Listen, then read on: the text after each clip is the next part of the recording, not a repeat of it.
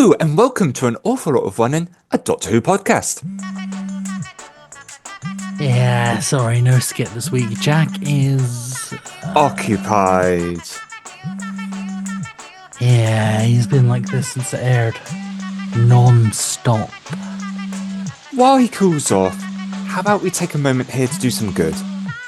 Ah, yes. Tilly, take it away. We, at an awful lot of running, just wanted to take a moment to extend a trigger warning for this episode. The Interstellar Song Contest, which we are reviewing today, features reference to some heavy themes and real-world parallels to events portrayed in the episode. We all wish to say, Free Palestine. Free Palestine. Free Palestine. Free Palestine. In relation to our beliefs, we would like to highlight the charity Humanity First, who are working to help real people in Gaza right now. You'll find a link to their appeal in the description. If you're able to, please consider what is absolutely a worthwhile cause. Thank you, and we hope you enjoy the episode.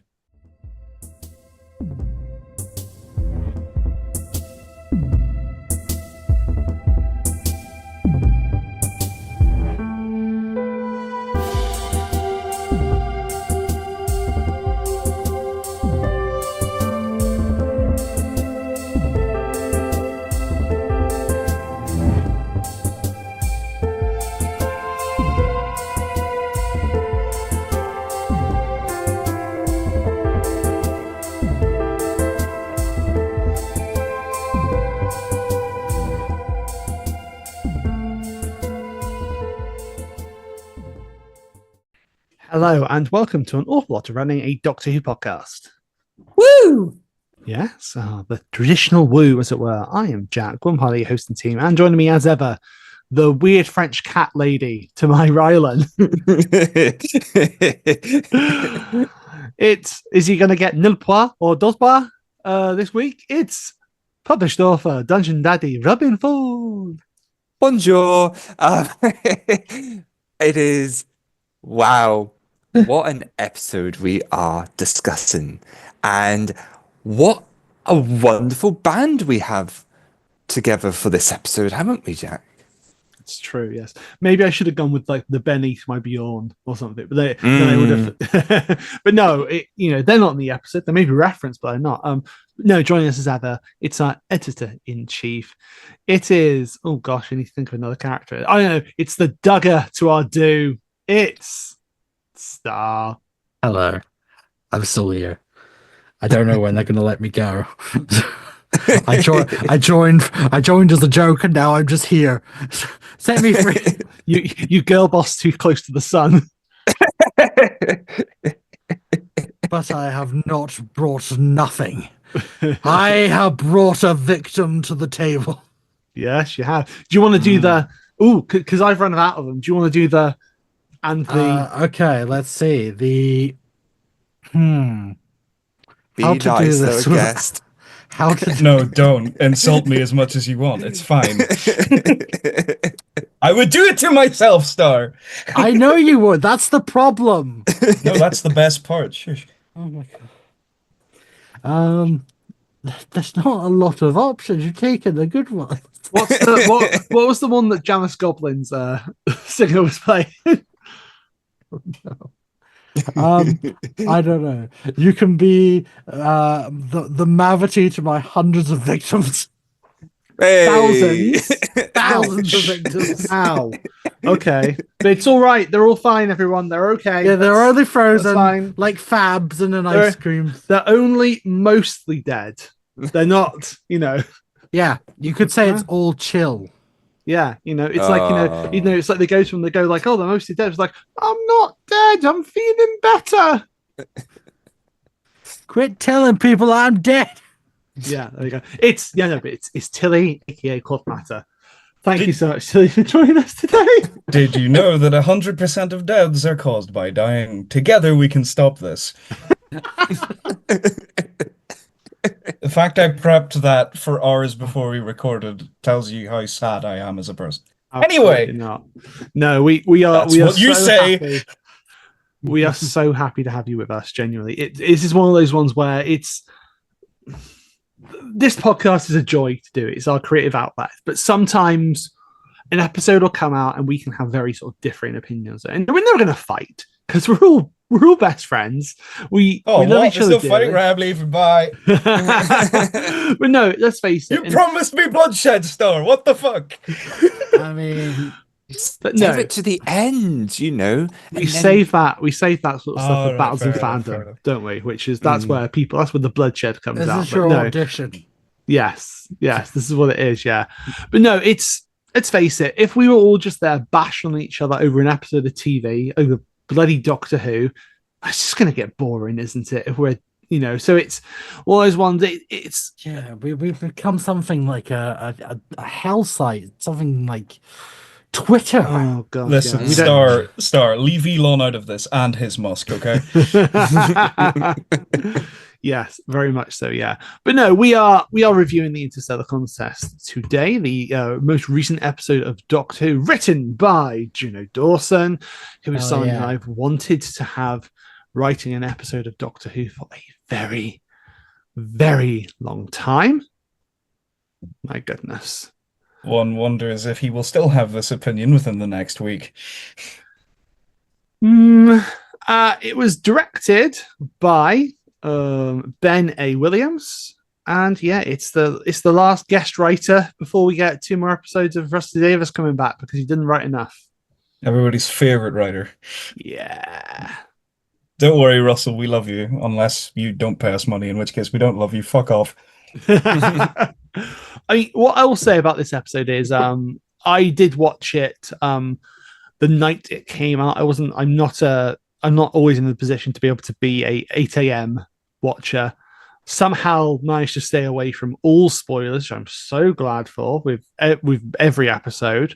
I basically just had to sort of switch my phone off, cover it in like tinfoil, wrap it down, put it in a pressure cooker, and leave it there over the day. So it didn't over the day. So I couldn't have any spoilers happen to me. And I'm so glad for what it was as well, because I had a lot of fun with this episode when I first watched it, but I also had some rather jarring moments in it as well. There's some iffy politics, in my opinion. We'll get to a certain point. But where I was on that night, I certainly wasn't going to watch the thing this is trying to be a tribute to. I've been big at boycotting that for many years, many years.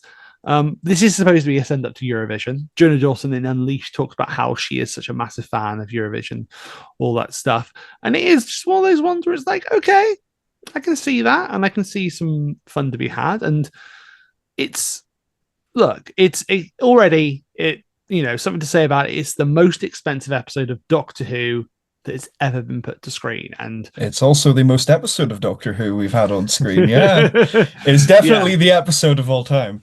It really is, and I think you can tell it's definitely got a lot of money behind it up to a certain point where you feel like the budget's run out. But we'll get to that another time. Maybe not even today. But yeah, it's the Interstellar Song Contest. We open up to Rylan Clark being brought out of cryogenic suspension. It's in the year 2025, which, by the way, with this episode being like, oh, by the way, the world literally ends on the 24th of May. Doesn't this imply that Rylan has already been snatched from planet Earth? Does anyone have eyes on Rylan? Like, is he okay? Oh, don't worry. I signed the permission slip. He'll be fine. He'll just be a bit cold next time you see him. Probably an icicle from his nose. What I think was happening, because this is the 803rd, they've been doing it a while. I think they made a trade-off deal. So they put him back for Earth Eurovision, and they're bringing him back up for Interstellar. Oh, yeah. What if he's actually been up? Like, what if his Lupari went and got him like during the events of Flux, and then one he just got bored. Like his Lupari was just like, oh my god, he won't shut up. He's like, and he just sold him off to this bloody corporation. Hey Rylan, do you like the cold? You're like it even more now. Want to catch up with more sleep? Here you go. Yeah. No, I think it's a very effective opening. It just, there's no fluff about it. It just gets to it, which is really nice. We have the Doctor and Belinda coming out of TARDIS, the Vindicator, Vinda reference in the year 2025. No, I know it's not Vinda, but I keep saying it. I miss Vinda. What's he up to? Like, what's Vinda doing? He's currently on the space unemployment list. He'll be getting his benefits in 2 days. Okay. I know because I live in his house. Okay. He pays good money. Yeah, no, so we have Rylan come to the stage with his weird cat lady also there. They're going to be presenting it, the Doctor and Belinda with the Vindicator. And it's really nice because we see Belinda almost, well, not almost, actually, like really excited, where she's like, oh my God, is that Rylan? And then realizing what this is. And they both get that scene, which was in trailers, out everywhere, of them both going, oh, we're staying. Oh, we're definitely staying. Like, why wouldn't you? You know? Because it's Eurovision, that's why. True. I suppose, you would hope that in the future you could separate it from, oh, wait, no, you can't. Again, getting ahead of myself. Don't worry, Jack. We'll let you off the collar in a minute. It's fine. Just chill. Yeah. I will say, after the opening ceremonies happening there, we see the contest sponsor popping up, which is Poppy Honey. Did anybody else just go instantly, oh my God, Captain Poppy. It's Captain Poppy reference. Space Baby Sweep! Space Babies Sweep! This is your daily reminder that this podcast is sponsored by NordVPN. Yeah.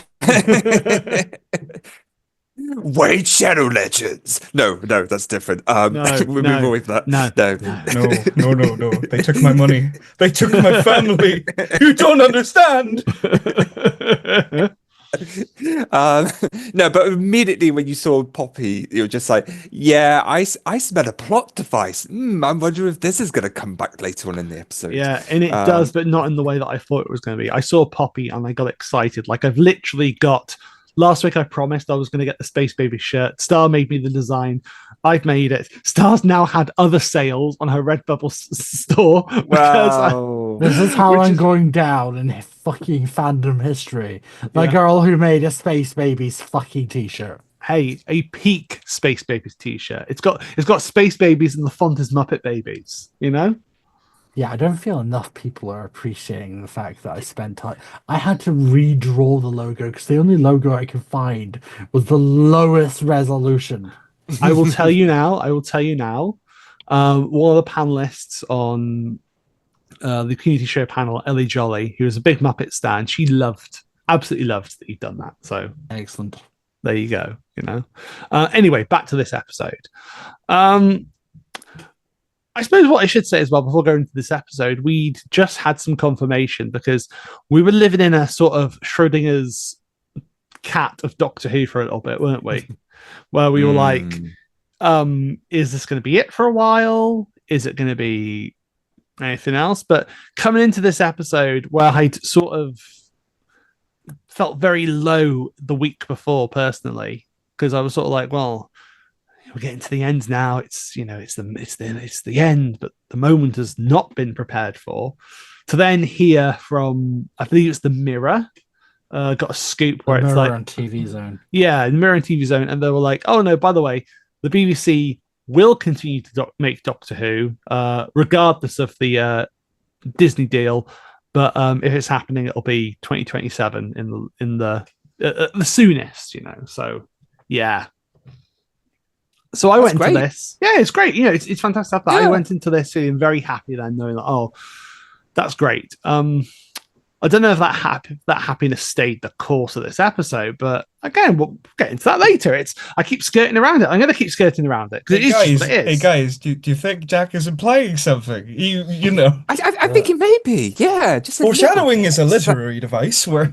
Yeah, I know. Writers use subtext, and they're all fucking cowards. Hey, best for that. Good taste. Okay, obviously, so the opening ceremonies happen. We see Mrs. Flood. Mrs. Flood in the audience. Obviously, she's delighted that the Doctor is priming the Vindicator. The final link, apparently, and she's like, oh, I'm just going to enjoy the show. Hey, person next to me, you want a grape? And I'm just like, honey, can we go back to the Captain Poppy potential reference here, please? Can we have some space babies? But no, apparently not. Funny thing was, when I saw her in the crowd, I was like, "Oh, fucking course you're here! Oh, Mm. fucking course you showed up!" Oh yeah, her just to be like, "Oh, I want to enjoy the show," it's like, "Oh, oh." To Yeah, be honest, I thought that was all we were going to see of her. I just thought, right, that's it. She's not turned up again. Yeah, She's gone. She's gone. yeah, Bye. I had an inkling there would be something more, and not from anything else other than how that specific clip of her is used a lot in the trailers that were building up to the series that kind of Mm. alluded to the fact something is here. yeah. I guess I should say that I hoped we wouldn't see her again, personally.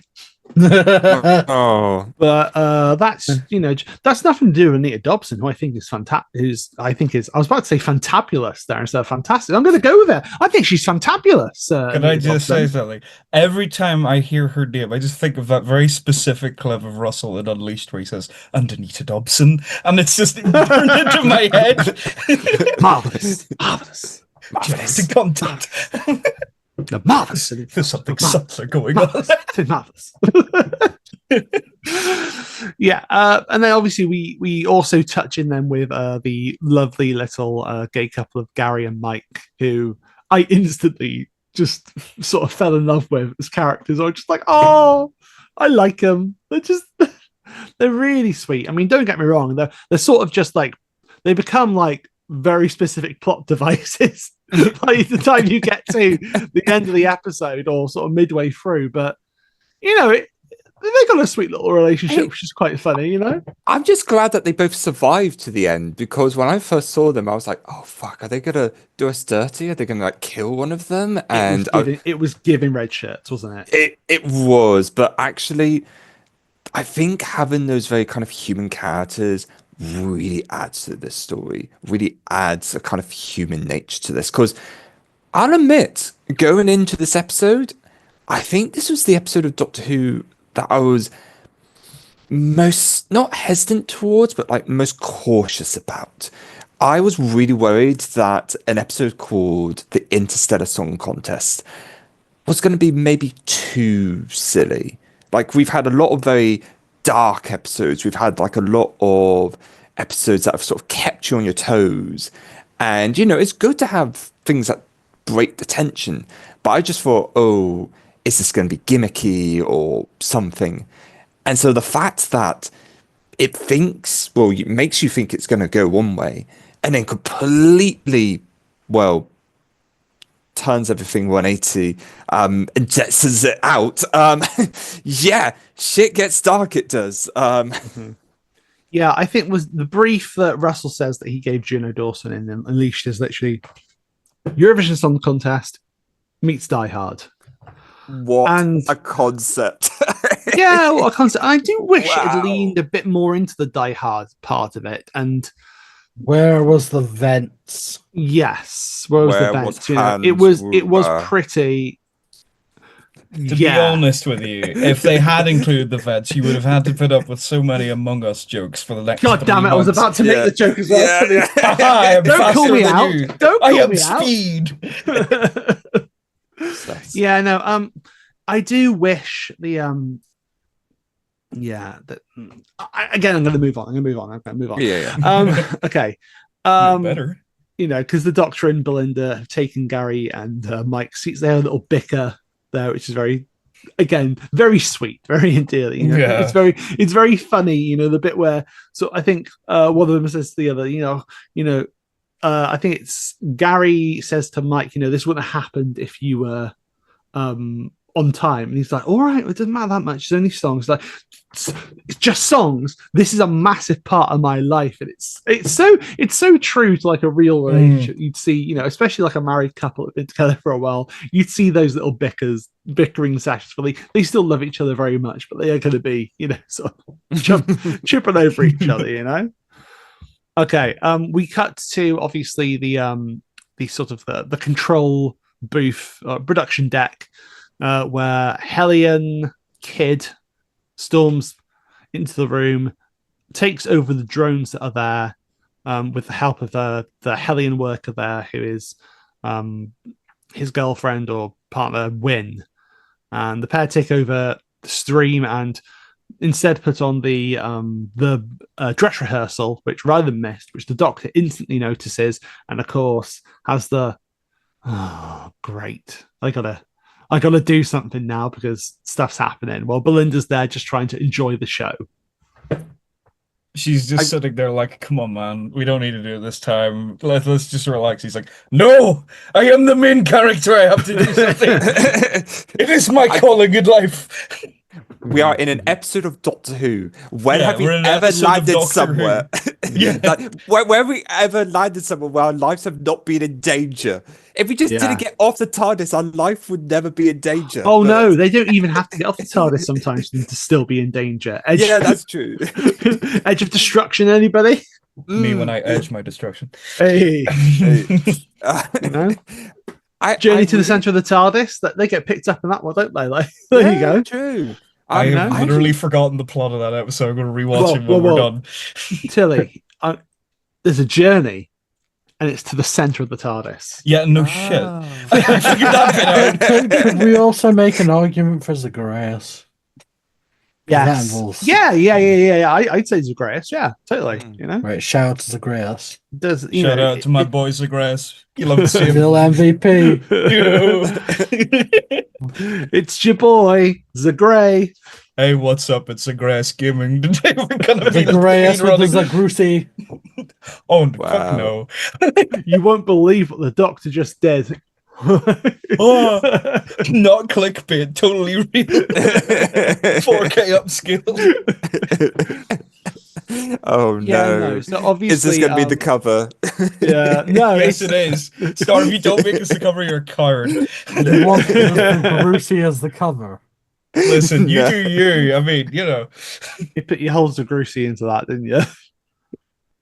this I is have making me no- very uncomfortable. Can we change the subject? Let's move on, shall we? Yeah. Yes. Obviously, we also meet before stuff goes pear shaped. We also meet Cora Saint Bevier, who is the one of the contestants, the favorite to win, and her associate Len as well.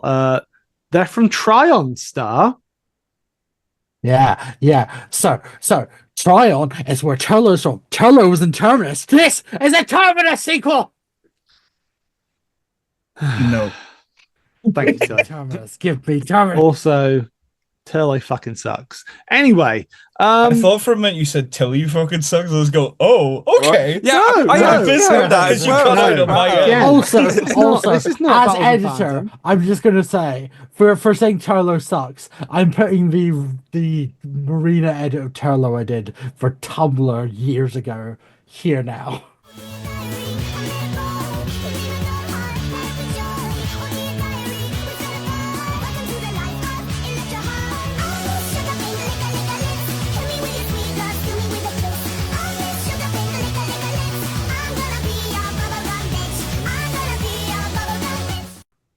I thought you were going to say the reverb of death, and let's go, what is this, Classic Who or something? You know? face it, Tegan, he's drowned. And if he hasn't joined, I'll make sure he's joined. So yeah, it's one of those things, isn't it? Because then Win and Kid start to make things go pear-shaped, as I said there, you know, where they switch off the shield that's around the air above the Mavity shield. Sorry, is sort of like, and Kid has a very sort of diehard villainous line where it's like, "Oh, my favorite type of music is pop," and you see the bubble pop. Oh my god, the scenes that happen after this. Oh, they're Although so dark. they're so Yeah. dark, it's so well done. I genuinely think it's some of the most horrific imagery I've ever seen in an episode of Doctor Who. It I'm is. going to be honest. The second I saw that, I thought, oh, is Juno writing a Tilly story? Are we going in that direction? For reference, for those of you who don't know, as Star will probably tell you, if you've read a script written by me, half of it is really messed up and dark for the funsies, because we stand. But I looked at this and thought, oh, are they actually doing this? Are we going to have like real tangible consequences for this? And then the doctor went up and I thought, oh no, they're gonna survive, aren't they? See, but that's the thing. I think, Fuck. yeah, that the image of all the people being sucked up and then that sounds great out of context. That they're all being sucked off. This isn't ghosts. Hey, there you go. Hey. And then Just I think what really got me is out into space. It's the images of just the silhouettes in space. And I thought, oh, but I thought what was going to happen was the TARDIS gets sucked up as well. I thought it was going to be that it's like the Doctor was going to have a death in heaven moment where he sort of flies up, opens it, and gets inside. But I think what they did. I really like this when the soundtrack goes down and lets you just take in this moment of them slowly drifting off into space, and it's like, oh God, they've really gone and done it. On the It's a note of really the harrowing soundtrack, scene. Yeah. I'm sorry. Carry on, Star. I was going to say, on note of the soundtrack, the music like leading up to this, when he activates lever and he starts doing it, the rhythm of it, I don't know what it is, but I really love how it sits with the whole thing, because it's a really beautiful song with this really horrific event about to happen. It's a beautiful, beautiful moment. It's a highlight of the episode for me. It's really, it's funny as well. Sorry. I will let you speak in a second. I just want to. I'll make a stupid joke before you do it. Oh no! Because obviously the performer who is singing at that point there is the same one who does the voice of Janice Goblin in the Church on Ruby Road. My question is, why didn't they just have Janice Goblin? No goblins this episode. Sorry, 2 out of 10. For those of you who do not like the Church on Ruby Road, please leave your complaints in the trash.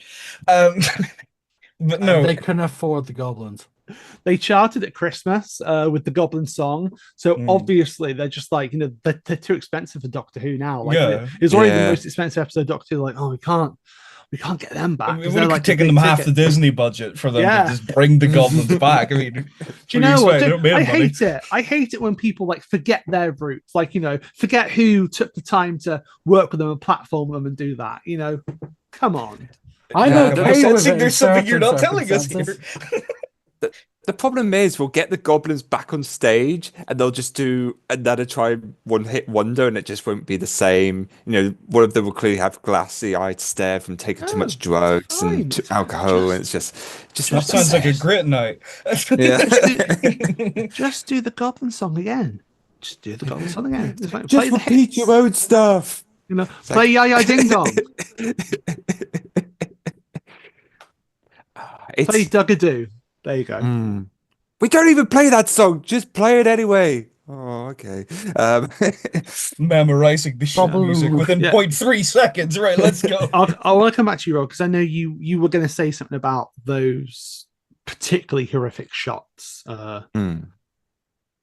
Yeah, no, I think what really works so brilliantly in this episode is with an episode like the Interstellar Song Contest, it really does fool us, the audience, into thinking, oh, this is just going to be maybe a few musical numbers. Maybe this is going to be like the musical episode of Doctor Who, quote unquote, like whenever CW does a musical episode or the like. Maybe there'll be some sort of threat, but it's not going to be like a big deal. So putting us into that false sense of security, letting us know in advance that we're getting Wyland, that we're getting Graydon Norton, makes us just think, oh, we're here for a fun time, we could switch off. When that happens, me and my family were just gobsmacked because it's such a harrowing scene, and it's even more like so because of the Disney budget, which this is a beautiful looking episode, like so many amazing visuals, so many great CGI moments. And I turned to my mum, she had like her hands over her mouth, like she was absolutely like just in awe at what was happening. Even at the moment, like I felt, okay, this is far too many people dying all at once for Doctor Who to just be like, oh yeah, no, they're dead. I knew they were going to come back somehow. I didn't know if it was going to be some time changing like extra sort of bullshit that was going to happen, but it was still just such a like wow, turn your pants brown type situation. Like that that is absolutely harrowing. I want to follow on for that because there were two sort of oh shit moments for me. One of them being a way more bigger oh shit moment for me. Following okay, Kid's plan is to use a delta wave. Now, Star, Tilly, I know that you'll pick that up. Robin, do you recognize that a delta wave? I do. It's in season. Is it season You've 3 or 4? already lost. It's not in a season. You filthy casual. Oh god damn! I didn't know we Shame. were doing insults now. Shame the filthy casual. I hate to be the bearer of bad news, but you say I recognize. I didn't at first. I was like, "What? What's he talking about?" And then it picked up later. I went, "Oh, you idiot!" It's a callback. Oh dear. Yeah. Well, the second that he said Delta Wave, I literally Star. Feel free to cut in parts of my reaction video that I did. For if you want to, you don't have to because it makes more work for you. But I literally go, "Oh fuck," because I recognize you're already giving me way too much work for this episode. It's because it's what the Ninth Doctor tries to create to wipe out the Daleks in. That's it. There you go, the part in the waves. Yeah. Yes, Robin, it's a real episode, not one you invented. I don't do that all the time, Star. Just some of the time. Look, you either invent it or you forget it. It's like the toss of a coin. Hey, it just means I get to come back and rewatch episodes of Doctor Who as if they're brand new. My curse is also my blessing. This is going to be great for when I do the quiz episode. He's got a point. That's a good point. He's got a good point, but we're doing a quiz episode at some point. Okay, don't pass me on Journey to the Center of TARDIS.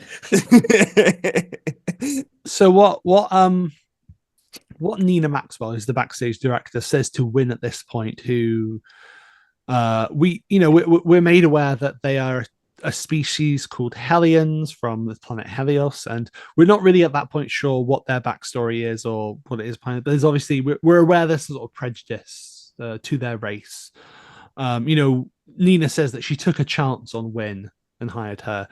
And at this point, she says that the Mavity shield. So many references to Mavity this episode. It's almost as if they forgot that they were using Mavity. Looked at this episode, oh shit, we better throw some in there. It's funny because I thought they'd finished the Mavity joke when I thought they did. Dot and Bubble came up because the Doctor says gravitational. I thought, oh, they've stopped it.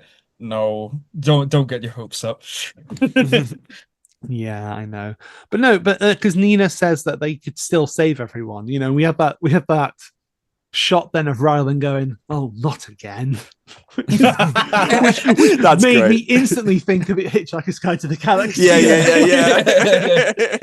And I got like a huge laugh out of me when he said that. I was like, damn, has anybody told Rylan he could be like a good comedy actor? Because he does the comedic beats so well. That's the thing. I think obviously, I first knew Rylan because I watched the season of X Factor that he was on way back in the day to my shame.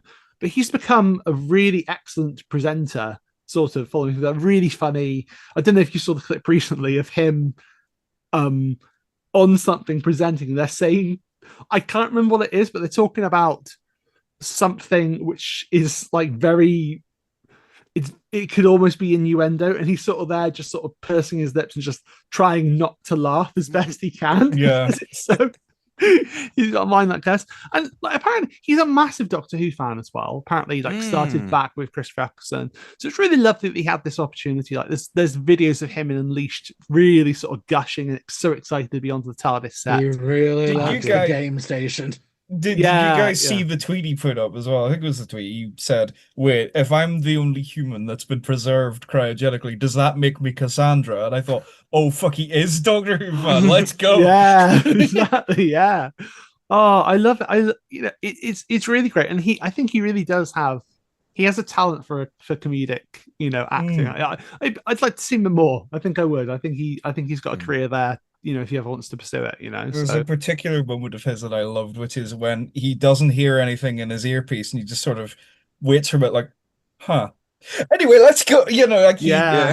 does that flawlessly. And the bit as well where Nina, the backstage director, says to him, like, Ryan, can we get some ore? And he goes, oh, no. I Ore. love that. AWE. Having worked in the gallery when a show is being made, I can tell you it is exactly like that. Because like I had to give an instruction down to the thing because I was covering for the floor manager who wasn't there. I had to give instruction for the thing, and I said, "Okay, can you be a bit more excited?" And they went, blah blah blah, and I said, "No, not that excited. Calm down. You're not trying to scare them. Come on." So, following that scene with Nina and Win and Kid, we cut back to Belinda X in the seats and meeting up with Cora and Len. We find out the entire station is in lockdown, and it's scheduled, which means that communication, because of betting or what have you, no communication can be sent out the station because of that. And I just thought, well, that's a massive fucking design flaw, isn't it? Would you believe me if I said that's actually a thing that they do?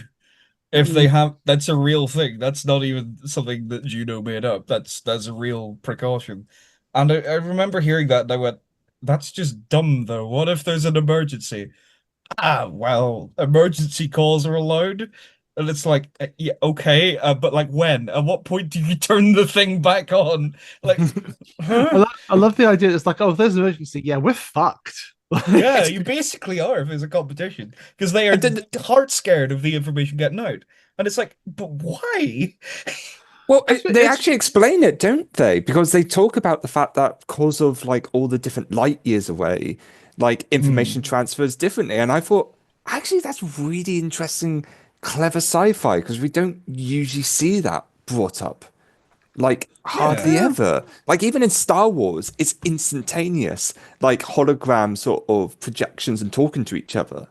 And it's like, well, technically it wouldn't work that way, but then they also have sound and space, so you know. True, I suppose it's true as well, and it is like you say, Tilly, it's true to real life. So, because I mean, you've worked in galleries, so you can tell me if I'm wrong here, but I believe there is actually, like, even when TV is, air quotes live, there's actually a 10-minute delay between what you're watching and it being received on the TV, because just in case anything does sort of, There's a famous cock up where there was a show that was half live, half pre-recorded, but the audience didn't know this. It was being hosted by I don't know if I should say his name, persona non grata, Mr. Schofield. He was doing this thing, and half of it was pre-recorded, and they had it lined up ready to go. But someone accidentally communicated to the VT department, "Oh yeah, you're not on air. You can start rewinding." However, the gallery did not give this instruction. So live on air, you see everything starts going backwards all the way back to the clock to cue it up. And there's a video which shows what you would have heard when you were watching it, and then the stuff live from the gallery. They're going, "What the fuck are you doing, VT? What are you doing? I thought you said rewind." No! You can only imagine what the stuff in the gallery of the Interstellar Song Contest would be like if it was a real thing. Yeah. It's also we then follow up that with we've had some amazing acting throughout this whole season, but my God, Belinda's performance in this, where she is so distraught, she believes the doctor is dead, and rightly so, because I think we're all thinking that, we're all thinking that all these people are just dead out there, and it's like, it's harrowing. It's one of the most like visceral displays in Doctor Who, and it is shocking to the system and her performance. And she has that panic in her, that almost panic attack where it's like, oh my God, I'm in the future, I'm away from all these people. That she's reminds freaking me. out. I have a condition called dissociation, and what she is experiencing in that moment is scarily similar to what I get sometimes in public, where you just are in the middle of a street and suddenly, how the fuck did I get here? Who am I with? Who am I? Question mark. And then everything escalates from there. It takes a long while to get out of that. So I thought, I don't know whether Juno or whoever it was who was script editing, whatever, intended to put that in. But I immediately went, yeah, hello, that's me I'm seeing here. What the fuck? Huh? Because I related to that moment so much. It was a really sort of kind of weirdly visceral thing because you get this Mm. horrible, horrible image on the screen, and Belinda's response is something that's be very close to me. So I almost felt in that moment like, oh shit, I kind of know how this feels. It was really, really strange. Thankfully, it didn't give me a dissociation attack as I was worried it would at the time. I was fine. I had it after the episode though, but that's a different story for another time. Oh, I'm And sorry to then hear that, Tilly. It's how all did right. they follow up this really good scene with Belinda? I wonder. I what? Do you know what's funny? The thing which was getting to me though was I saw the scene in the dialogue. I thought, oh, that's nice. I thought, right, what were they playing on the screen? So I went back, and as soon as I was listening to Dugga, I went, oh God, I can't take this scene seriously anymore. I just want to hear the song. And can I go back? You know, because I was watching it with a friend, and the friend said, no, we gotta keep. I was like, no, please, please. So okay, when it's Oh, done, wind back. I was like, Come oh, on, okay. you've got to it's a Dugga do this. lovely. You've got to rewind it. Do you know what? It's always Dugga do, but it's never how is Dugga doing? Mm. There's a post I saw which was call me Duggar because I can't do this anymore, and I was crying. If I can find it, I will send it. But it Oh, was please so do. funny. Okay, let's get real for a Order, second. order. Yeah, let's. Because we also feel in that you know, it's lovely that scene with Belinda. It's a shame that it's sort of like the peak of what they actually do over in the episode, but I have thoughts about that, which we'll get to later on as well. But we then have Len telling us that, you know, he finds Hellion script in the nearby terminal, and he tells Belinda, people say that Hellions have fearsome psychic abilities and practice cannibalism. And Cora has this wonderful sort of moment, which I was watching my wife and she clapped sort of after this part because it felt so sort of poignant and so a woman standing up for them as a species, which is great. But I also was going like, well, she's fucking one of them, isn't she? You know, she's like, yeah, people say a lot of things which aren't true, and you know, it's something which you can take away from this episode of it being a tool which people can try to use to sort of try and dehumanize people, you know, particularly when atrocities are being done to them, which again, I'll come to proper in a bit. I will address that, you know. Yeah. Okay. I was talking about oh fuck moments, and this was the second time I said oh fuck in the episode because the Doctor, as he freezes in space, I am so fucking glad they didn't know this was going to happen, right? I'm so glad that this leak did not permeate through. I did not see this. But the Doctor, he starts freezing, and what does he see? For the first time on screen, which dimensions in time, which are dimensions in time, which by the way is now officially non-canon. Susan, Susan, and I'm going to say to you now, I don't give a fuck. I don't care. Wow. Okay. That lasted long. I went, oh fuck. At the moment, I thought that's great, but then I went, oh, actually, this is pretty fucking jarring to the episode because why is she just popping up now? This moment, what is happening here? Obviously, we're leading somewhere. I said it before with last season. I'm like, I feel like of all the Who companions, yes, Susan is technically the first, and there's that connection there. But I always feel like if we were ever actually going to go back and see Susan, I feel like the moment has kind of passed. It feels almost, I don't know, I feel like her ending is actually perfect in itself. And I don't know. We'll see what Russell does with it. I will live in faith, but I'm going to be honest. I was just like, the initial like oh fuck really got me because it's so lovely seeing Caroline Foale back on screen. Yeah. She's beautiful. She looks like she hasn't aged a day, genuinely.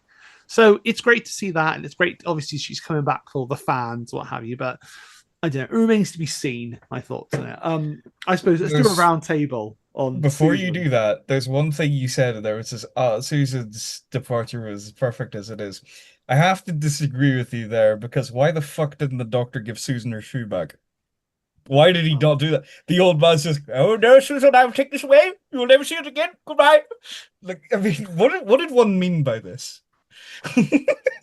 I want to take away all agency from you, my child. So that you had no choice in yourself, so fuck you. Yes. I would like to make an apology. It was going to happen at some point. What's going on here then? I was well, you very see, happy. I actually have a lot of things to say, but But we don't have time to hear them, so fuck off. Clara, what's going on around here, Clara? Are you done? Are you done? Have you got No, all your come on, No. done? Come on, yeah, let's where's have your your impression. impression? Come on. Come on now. Oh, well, I suppose I could go with a little bit of Jim No, Cover. God damn it. I can't do any Doctor Who voices. Not with that attitude, you can't. Right. Okay. And the last time I Susan. tried to, it came out as really bad Scottish, okay? Well, let's hear it. Go on, go on. No, Go on, no. my boy. Do I'm giving you the Scottish pass. Do Come on, Robin, do it. We're pausing the podcast until you do it. We need this levity, please. No, I need like a script to work off because the last time I Dugga, just do was, it. Just say Clara. Clara. No, that was awful. That was awful. You silly little girl. Right. Well, Robin, Susan. Fucking hell. Yes, Susan's reveal in this was wow. You know, I think the fact that we managed to avoid spoilers for it was just so lovely to have it back. And as you say, it's just lovely to have back the very first companion and for her to just be so enthusiastic about that comeback. What I wanted to actually follow up from what you were saying, Jack, is I think we could have been more invested in her return if they featured her in a much earlier episode, because it does seem very jarring that she just appears now. I know this is the closest to a near proper death for the Doctor. Because RDD brings up on like the Unleash the fact that, oh, well, if Time Lord dies out in space when they're frozen, then they're dead. You know, they can't come back from that because they're just completely frozen. And it's like, oh, okay, you know, that's some interesting idea of working on it because the body just completely freezes and just can't really. You know, It's that's him just writing what it you're though. saying. Like Yeah. it's like what I always say of like, you know, how do you kill a vampire? You kill a vampire however the fuck you want because they're fictional. You know, it's the same thing here. It's just like that's a problem he's creating himself. You know? Do you know what I think is funny? Every time we quote RTD, we always give him the same theater school type thing of, but you see, it is like this, it is like that. For those listening, you have to wave your arms in the air, like flank If you your don't, hands we around. will Just arrest don't you. care. We will personally turn up to your house. It's true though. It's like when you do an impression of the first Doctor, you have to sort of pretend you're You have to hold your coat, yeah. or if Yeah, you're yeah. doing But 12, if if you're you're- doing the 12th Doctor, you have to have really aggressive eyebrows on. Whereas with Tom, you don't need to really do anything. He didn't give a shit most of the time, let's be honest. He'll give you your jelly babies. Listen, I didn't consent to that one. Unless you're in Soho. If you know that story, you know. That's all I'm gonna say. all I know is cutting sauce all over your anus. Yeah. Listen, I ate all of that in one bite, and the anus as well. Okay, Star. Anyway, You have Yes. very different opinions on Doctor Who stuff to me. I would liken it to, and please don't take any offense to this, to a clapping seal. Look, when it I'm comes to just a lot more references. easily appealed to. Okay? Yes. I like A seal, easily a seal too. Yes. Can I quit? Tilly, Susan. you are my successor. I mean, Oh, I thought that was no, in the contract anyway. she's bi-generated. Listen, if you bi-generate me, I'm taking you to court. I did not consent. I don't think I can bi-generate you. That would be way too confusing, and we don't even know what you are yet. No, I'm dead.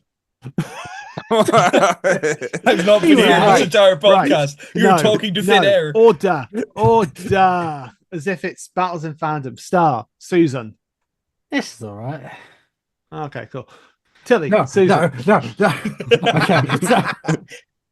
Admittedly, I felt this was coming because with how much it was referenced last series, I felt they were still going to do something with it, so I was somewhat expecting it. I wasn't expecting it here, which did catch me off guard and might maybe go, oh fuck, as well, but in a much more excited and very continuous way, rather than I stopped caring after 2 seconds. Here's the thing: maybe this should have been the mystery box, and you ask me, maybe this would have been nice to have been seated in say, Empire of Death. You know? Hmm. It Okay. would have been nicer to be scattered around. Like, actually, if you had the Empire of Death ending and then had this appear at the end, kind of setting up what's coming, that would have been really cool. But that's not the point. The point is saying, yes, I did. I like the season's back. I'm very happy. I want to know what the fuck they're going to do with her, and I want to know if they're going to fucking. Fuck This it is where up. I'm going to get angry because if they take away my canon of 8 and Lucy, I will personally hunt down Russell T Davies. Hello, it's future editor Star here. As you can tell, I got a little heated there. I'm very protective of my 8 Lucy era. And I would just like to say, for legal reasons and factual reasons, I'm not going to hunt Russell T Davies down. I will, however, very angrily point at his Instagram. Um, okay, Tilly, Susan. The following is a reenactment of my reaction when she appeared on the screen. You fucking what? Okay, now that that's out of the way, no, that's out of the way. I remember I saw she appeared. I went, huh? Huh? Why is what? I blue screened mentally for about 2 minutes.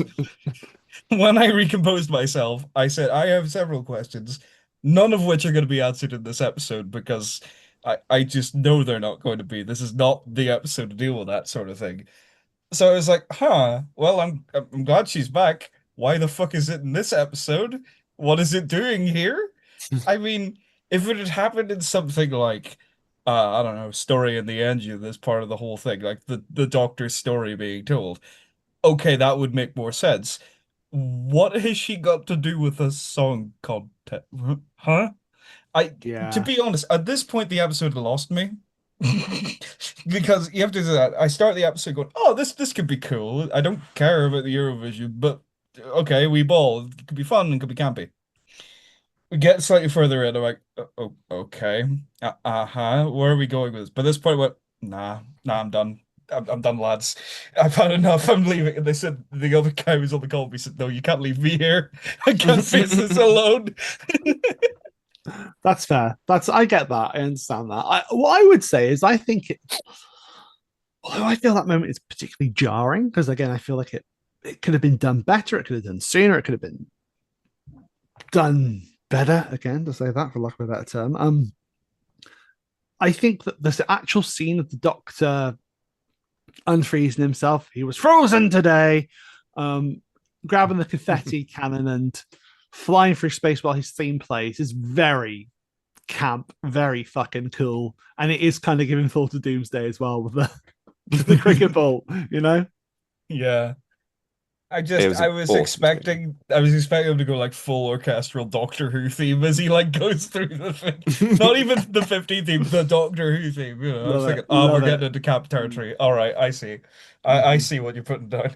Can I just say that I love the bit when he gets into the airlock, he stops, he realizes he points, collapses, Perhaps and he it's just Yeah. yeah. And then they bring him back and he's, oh, wait, I'm fine. I was in stitches at that part. Like I was crying with laughter at that bit. Just because I was expecting a like Dugga, Dugga, do like Captain Jack coming back and talking or something. But no, it was oh wait, I'm actually fine. I was expecting him to be like remain unconscious for like a solid like 5 minutes, and they're just like going like prodding him like, "Hello, we've given him a thing. Is he alive? Well, he's hard. What do we do? Quick, get me coffee. It happened. It worked last time. Get me the coffee." Yeah. um so following that, obviously the doctor believes that Belinda is out there.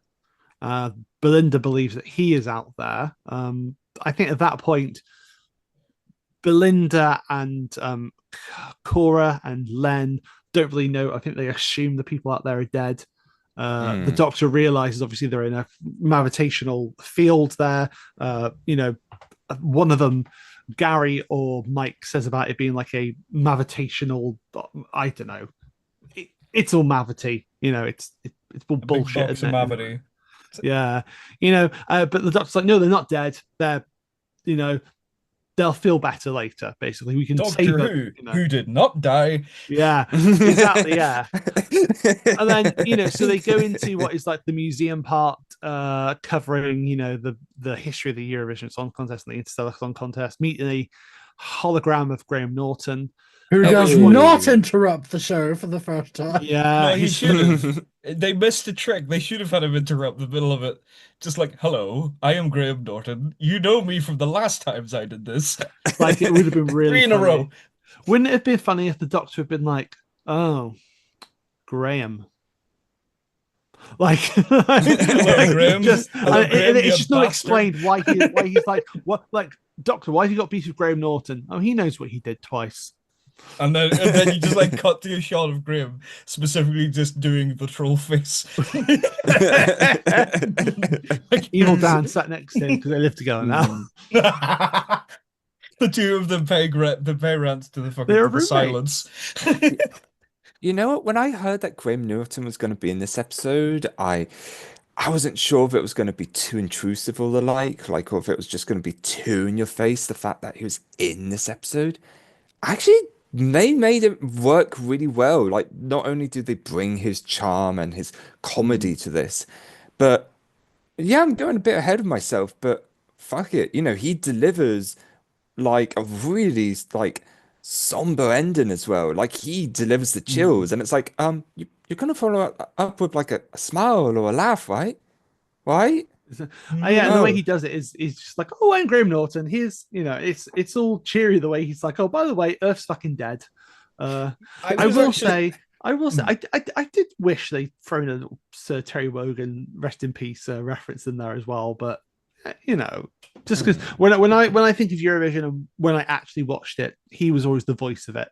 So I'm gonna be honest. Yeah. I thought when they said, oh, Graham Norton's in the episode, I was fully expecting them to do like a 180 thing and have it be like, you think Kid's the villain, but Graham Norton is the villain. Because it also reminds me of the thing when they didn't say that Neil Patrick Harris was the toy maker, and everybody goes, oh, he's the toy maker. I thought, wouldn't it be funny if he's just playing himself? Just Neil Patrick Harris, the actor, is the villain of Doctor Who for no real reason. He just is. We have the money. Here you go. Celebrity bad. And I thought that would be funny. Why haven't they done it yet? It would be very funny, wouldn't it? Yeah. So obviously they're then hacking into the system in the museum part.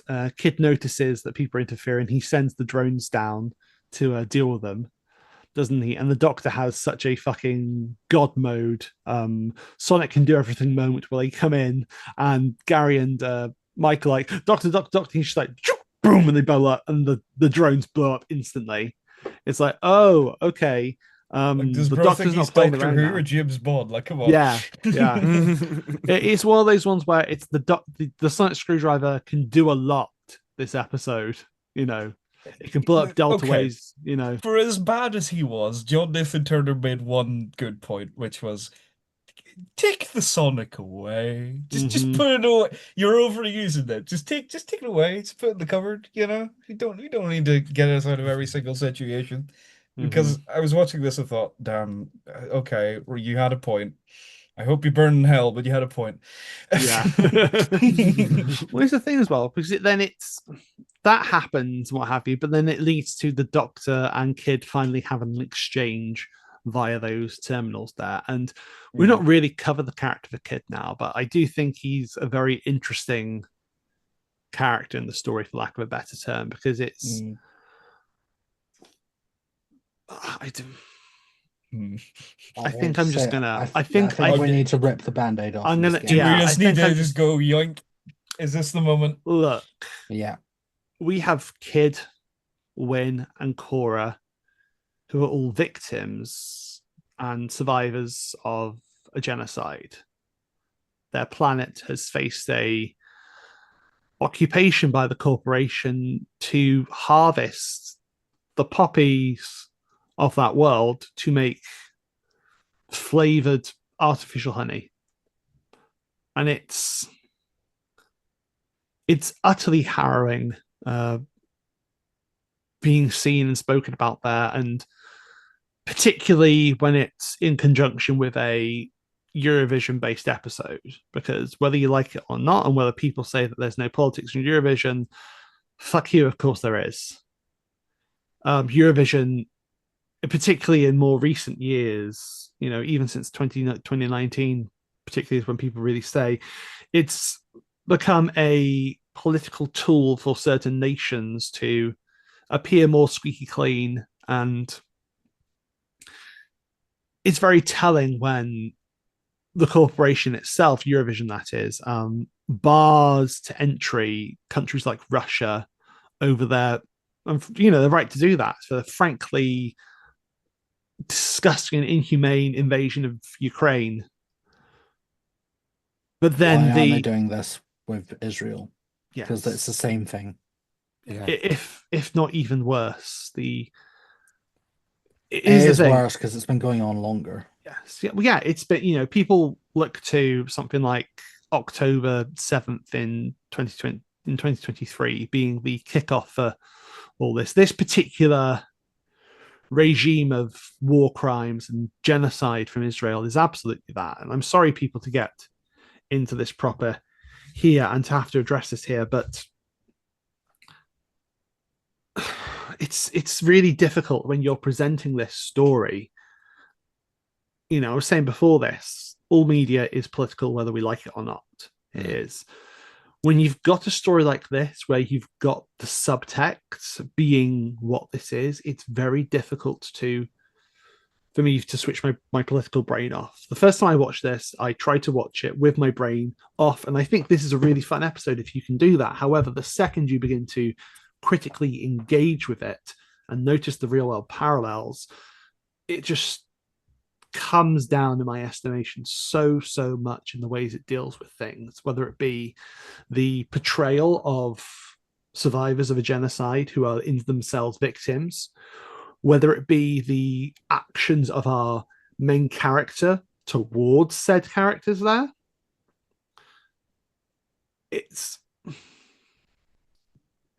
I took some time preparing for this episode, and I will say, I've said to people I was dreading this tonight because it's one of those ones. I have my own opinion on this, and you will have your own opinion as well. I tried to do something which I don't normally do. I listened to other Doctor Who podcasts. I listened to lots of other people online as well before recording this tonight, because I just had to sort of gauge other people's ideas. And I have to shout out people like the Review of Death, who I listen to, and Come Along Pond, which is just a brilliant Doctor Who podcast. Really, really great. And I know that Who Knew Josh Carr has been doing something similar, trying to highlight people and actions and things like that. But yeah, this episode really goes down for me because of the shaky, worrying politics that are sort of presented here, personally. Okay. I think those are valid points, Jack, and I think those are very important things to bring up in this episode, in this discussion. We can bring up the fact that there are points that we really enjoy about this episode, but even though that is the case, we also have to bring up the fact that Doctor Who has always been about politics, and while it hasn't always shied away from some strong subject matters, the episode in question, with its themes and the time of when it does so, it's hard to not compare those things. Yeah. And I will say as well, I lobby absolutely zero blame in the camp of Juno Dawson writing this episode, who in herself, along with Varada Sethu, are so vocal in their advocacy for Palestine and the people of Gaza. It's so there's that. And obviously, there's the question of when this episode was written and when it was filmed. And what I would argue in that is that no matter when it was written, no matter when it was filmed, the relevancy was still there, whether subconsciously or not. You can see the parallels very clearly. And they would have had time to, whether on set whilst things were happening in the real world, to rewrite things. I don't think that giving Kid the motivation of killing 3 trillion people, which is such an absurdly, ridiculously big number, in any way helps the story, personally. Because all you're doing is villainizing a character who has no other option. They're a survivor of genocide. They are made to be, I know they're not human, but they are dehumanized. They face prejudice because of this. The story should not have been about these people who are just trying to get people to listen to them, to say, we are dying. We are, our children, our loved ones, our people are dying here. It should not have been that, personally. And that's where I am. And the Doctor absolutely should not have had a scene torturing this character. And I think it's only right, because I don't want to get bogged down in this. I don't want to go on that. I just want to say that. And I will just end that with what we started with. I will just say, free Palestine. I know it's not picking up on the mic, but I'm clapping. I'll add it in post. I think there's no easy way for us to move on from this. There is no easy way. So I just propose we all go Dugga do, Dugga do, Dugga Dugga Dugga do, Dugga do, Dugga do,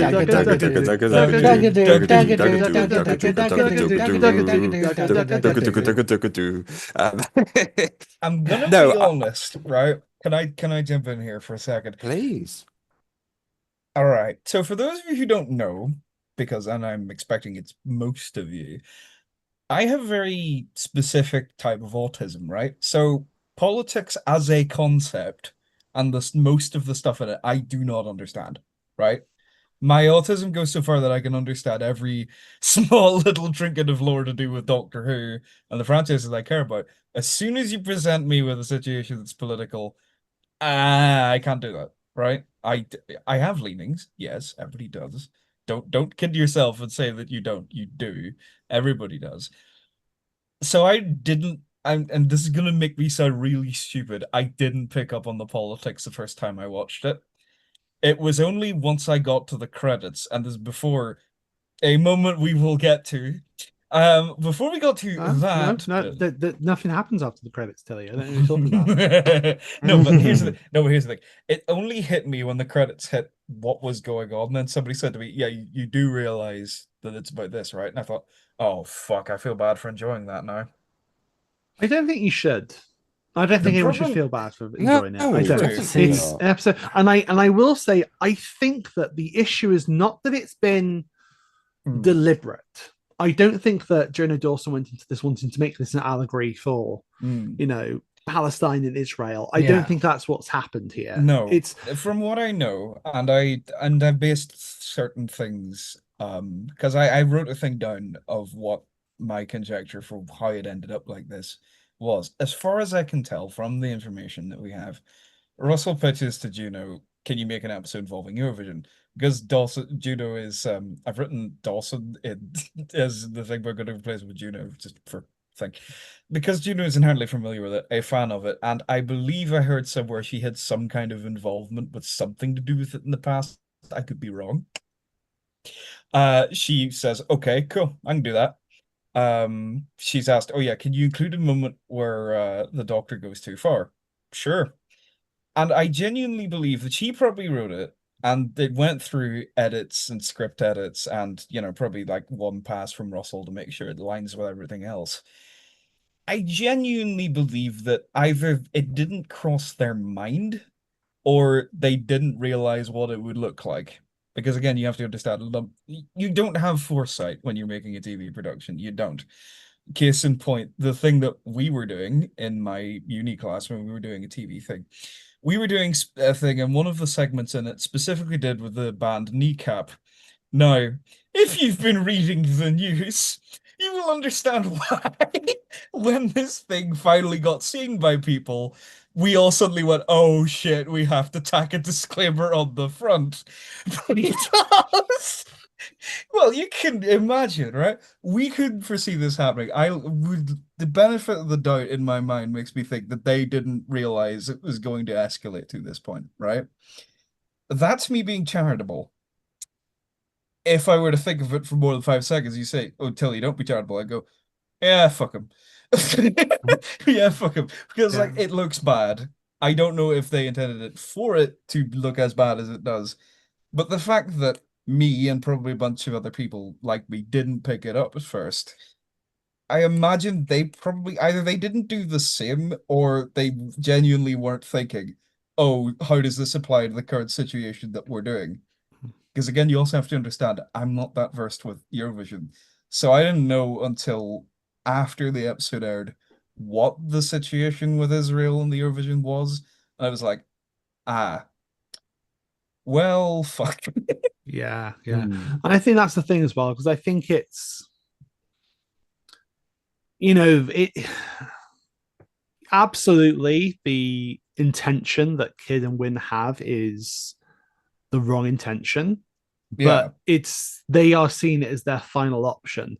And I mean, there's think the line of dialogue, I'm only doing what you expect me to do.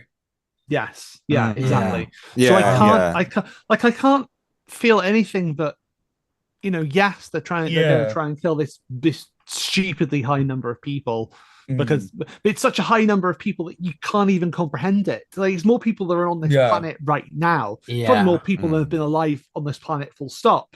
It's so incomprehensible. It's like, and then it does feel that I know we're still talking about it, but it does feel at the very end where Cora gets that song. It feels very fucking like, I don't know. It feels a tad tone deaf, personally, because it's the idea that, oh no, they're now going to listen because she sung a song. Like, and I get the intentions. So probably supposed to be Eurovision. The initial idea was that it's bringing these nations together that were so destroyed by the Second World War, in years after it, so destroyed by it, to try and bring them together, have a spirit of unity and life, and yes, leave politics behind, but it isn't that anymore.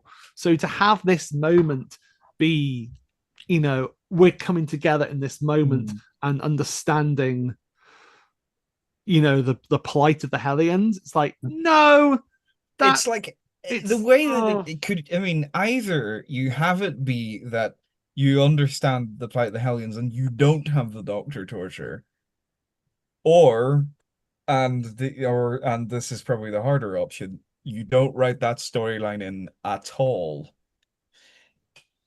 I'm gonna be honest, when I first heard the title, The Interstellar Song Contest, I thought, right, I'm gonna come up with a thought of what this story might be. At no point did I consider Israel Palestine, right? Because I don't know who Juno Dawson was. I didn't know she was, on the side of Palestine. She was political in that regard. As far as I knew, all I thought was this. Oh well, it's probably going to be a thing where we hear the songs, right? We might get the fabled musical episode of Doctor Who that they advertised last year we didn't get. I thought we were going to get that. However, I thought there's going to be something clever, like in the lyrics, there's some sort of coded message. Like, the participants don't want to be here, the hosts don't want to be here. Because this is going to sound like a really stupid parallel, you're probably going to laugh. I expected it to be like Crash Tag Team Racing. Okay, no, laugh, right? No, no, I love it. I love it. I'm hearing you out. I'm with you. The plot of Crash Tag Team Racing is this: an alien species who are all gathered in this arena kidnaps people to play racing, to be racing, to be their entertainment dance monkey dance, right? And of course, it's played for laughs. But when you actually think about the logistics of this, it's like, oh, oh, that's no, this is bad. That's what I thought we were gonna do. Like they roped in the Graham Norton, who like they were using some kind of version of him as like, a figurehead who of course would turn evil. Head in the jar like Yeah, head Futurama. Yeah, yeah. yeah, and like his various holograms that are always everywhere. I thought they were going to use him as a figurehead to be like he would be the villain, but they were using the face of a well-known individual to be the villain. Rylan would be forced against his will to read from the auto cue. The acts were secretly putting bits of the lyrics saying, "Help, get us out of here." I thought that was what it was going to be. So when we got the episode, it was just immediately sort of like, "Oh, they're not going in that direction." Oh, okay, all right. I was Actually, that'd off been by really a country interesting as mile. well. Yeah, no, that would have been quite cool. That kind of robot revolution, like every ninth word is like Mm, them asking for help or something. Um, yeah. was there anything else that in particular Jack or Self Tilly wanted to bring up? I Because want to I've got say my one very last thing, but I feel that the episode went too far with certain things. I think that also the images they show of Helios are too close to real life. They used there, and I will think it didn't go far enough in what it was doing. If it was going to do this, it should have been very clearly condemning, you know, certain nations' actions and what have you. And yes, it was written a while ago, but there was time to change the script. There was time to change it in the editing booth, you know, where things could have been maybe, adjusted. We look at Doctor Who coming out on Disney Plus across the world. Disney Plus have just put out Andor season 2, which I know for a fact amazing. has a very different political sort of message behind it, which people Mm. can very much get behind. Um, and then what I will say is that what happens with the Doctor and what he does is so terrible and so So horrible. Absolutely horrible, horrible. and they don't properly deal with it. Belinda goes, "Oh, you scared me." And the Doctor goes, "Sorry, I was triggered," and that was Can I that's it. bring up a That's it. parallel that I think would be worth it? If you want to see that type of Doctor characterization done right, can I recommend Full Fathom 5 by Ed Bishop? Now, Full Fathom 5, Bigfootish audio drama, and the whole point is that the Doctor believes the ends justify the means, right? And this Doctor will do whatever it takes to get to that. However, they don't lead you into a false sense of security that the Doctor is going to be like, oh, it's going to be great, but my companion is going to, you must die. It's not like from the start, you know something's wrong. And they build on it and build on it and build on it to the point where, and spoilers for those of you who haven't listened to it, he outright kills a man. He just takes a pistol, straight up dead. And you're like, oh shit, he actually did that. But not only has he killed one person, he then proceeds to kill two. And then you think there's going to be a third. And it gets very close to there being a third. And it's like, therein, in the story, there's a justification for it. Here? No. Mhm. Yeah, Why? Yeah. and that's the thing. I look at the trouble is I was forced to think about the robot revolution, and one of my favorite moments in that is where Belinda calls out the Doctor on Mm. scanning her, without her permission. Consent. Yeah. Yeah, and I'm like, where the fuck is that Belinda here?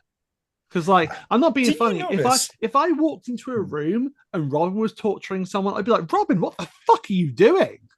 And then You Robin know? turns around and goes, "Ah, it was for the memes. It Yeah. was for the Vine." No, but here's the thing. Here's the thing, though. I noticed. I don't know if this is intentional, but if you look from the end of Robot Revolution through the episodes, you notice she warms to the Doctor in a way that I feel like the Doctor is subtly manipulating her to think what he's thinking, right? Now, I'm not saying that his reaction to when she walks in is in any way related to that, but part of me thinks the reason he stops is because his companion has just appeared and is telling it, he's like, what the fuck? But it's actually, he's been trying to create this very positive image of him. He's done something incredibly creepy before, but let's just sweep that under the rug. Let's just go on adventures. We'll take you the long way around to get back to your house. Now, he of course could at any point have gone and figured out what happened in May 24th, isn't it? Right, May Yeah. 24th earlier. But let's be honest here. Well, if you were in his position, you could just take you anywhere you want. Wouldn't it be far more tempting to go the long way around? Let's take you on other adventures. So by the time we get to May 24th, and I save your world, you will trust me. I wonder if that's where they're going. I could be entirely wrong, and I'm ready for like 50 people in the comments to go, listen here, you idiot. You stupid No, I think Philistine. No, but it's like I was like fully expecting people to go, hey, no. But I'm hoping that there's a deeper meaning to him acting like this. Because, I mean, obviously the resolution of the whole thing is shit. It's just shit in the sense that the doctor's just sort of like, oh, I was a bit triggered, like, and Belinda's like, ah, well, that's okay. You it's kind of scared me. the whole thing as well where he says that, like, he says to Kid as well, like, you've put ice in my heart. You're just doing this because you enjoy killing. I'm like, um, Doctor, No. no. What the, Ooh. like? Where the fuck are you getting that from? I was fully expecting Belinda to like go, can we talk in private, please? Take my thing, like backhand slap. What are you doing? Hey yo, you didn't act like this before. Like first you scanned me without my consent. Now you do this. What sort of a person are you? And then if you were to make the Susan thing justified, you could probably have one extra bit where she says, I hope you're not like this with your family.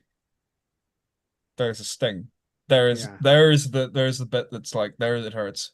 there you go. And he That's the way turns to do around and it. goes, okay, you've gone too far. I can't. And it's like, he's very much in the wrong. You can have your kill the moon moment. But, I mean, the only good part of kill the moon. Hey, let's not bash Kill the Moon tonight, okay? We're Let's already not. okay. Let's not do it, okay? Right. I think the points that both Jack and Tilly brings up are incredibly valid points.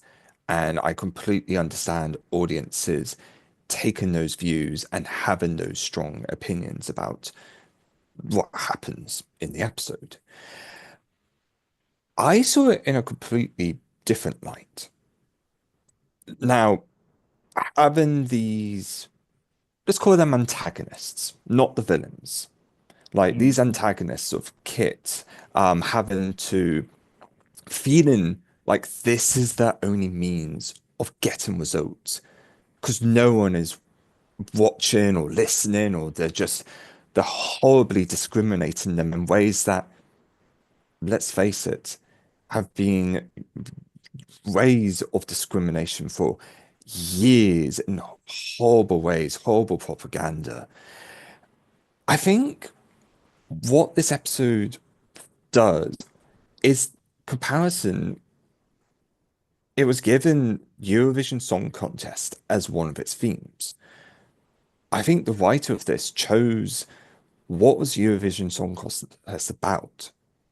It's it's a show that is about trying to bring nations together after some horrible injustice. Has that message, has that shown been diluted over the years? Has its purpose gone down?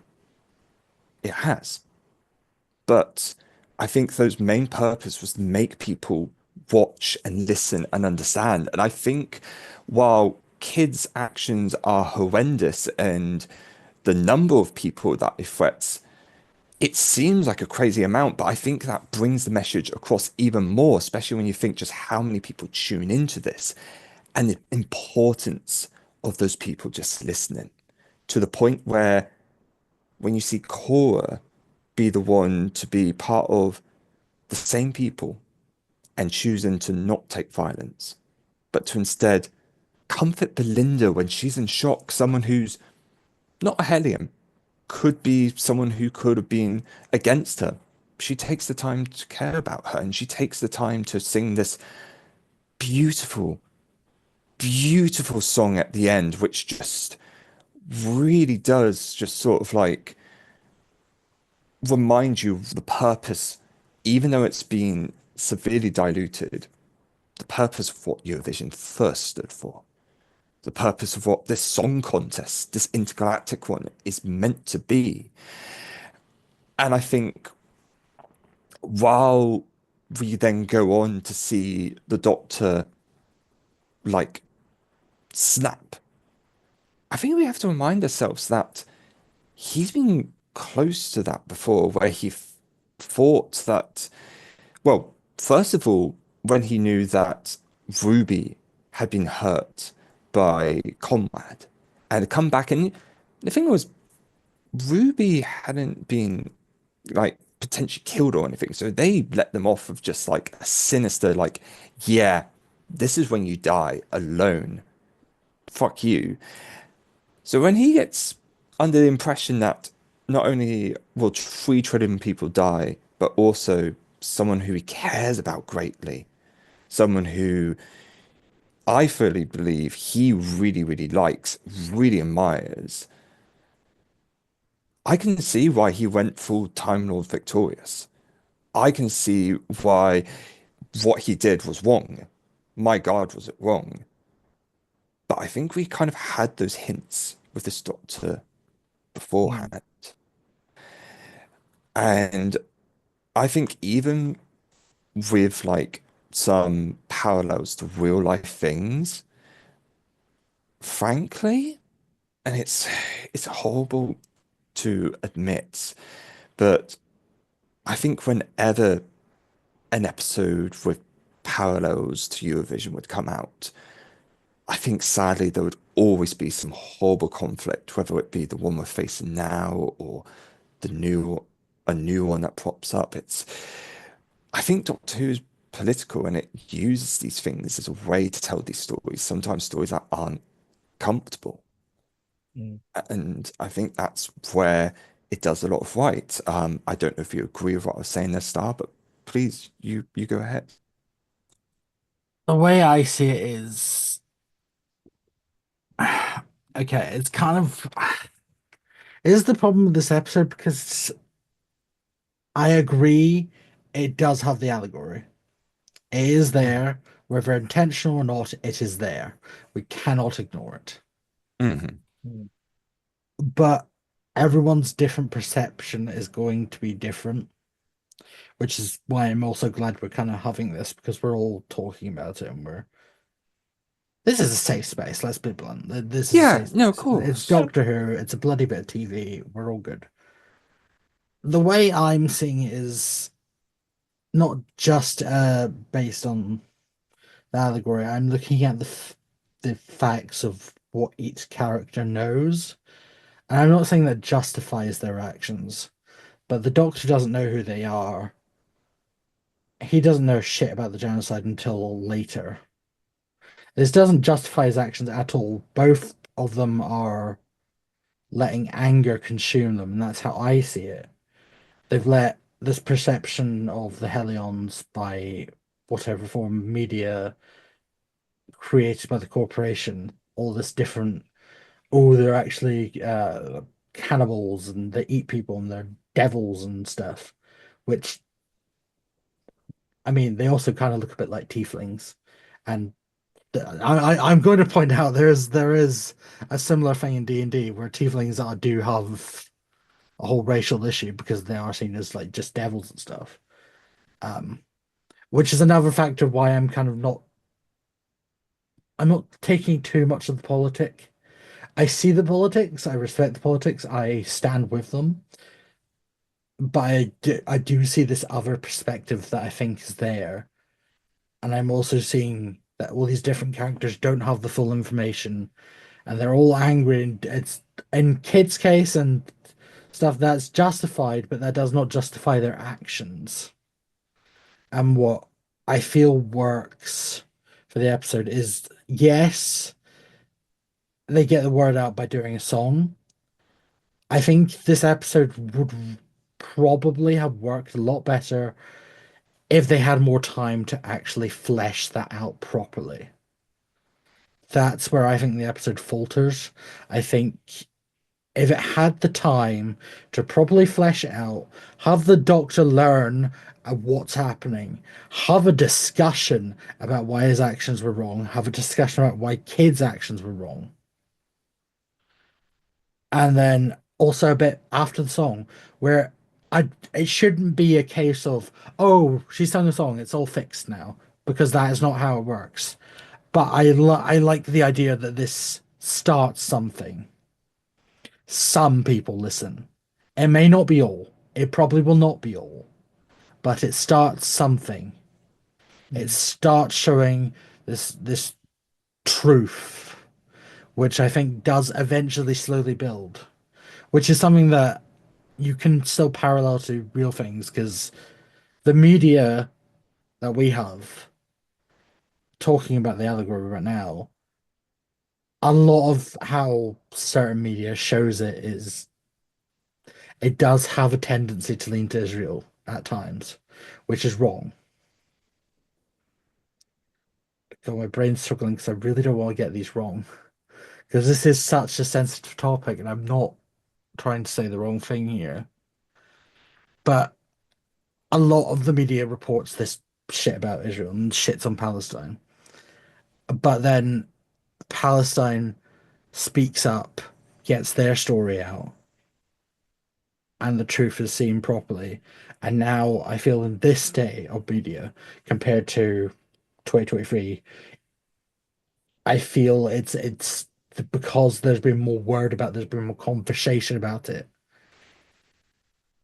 It's different, and this is genuinely really hard to talk about. It's Yeah, understandable. Yeah. You're doing great. You are. ex I think I'm just going to go to my ending point here, where I see what it's trying to do. I see different points of view in it. I don't agree with either's actions. I think it needed longer to actually flesh out how they were intending to handle it.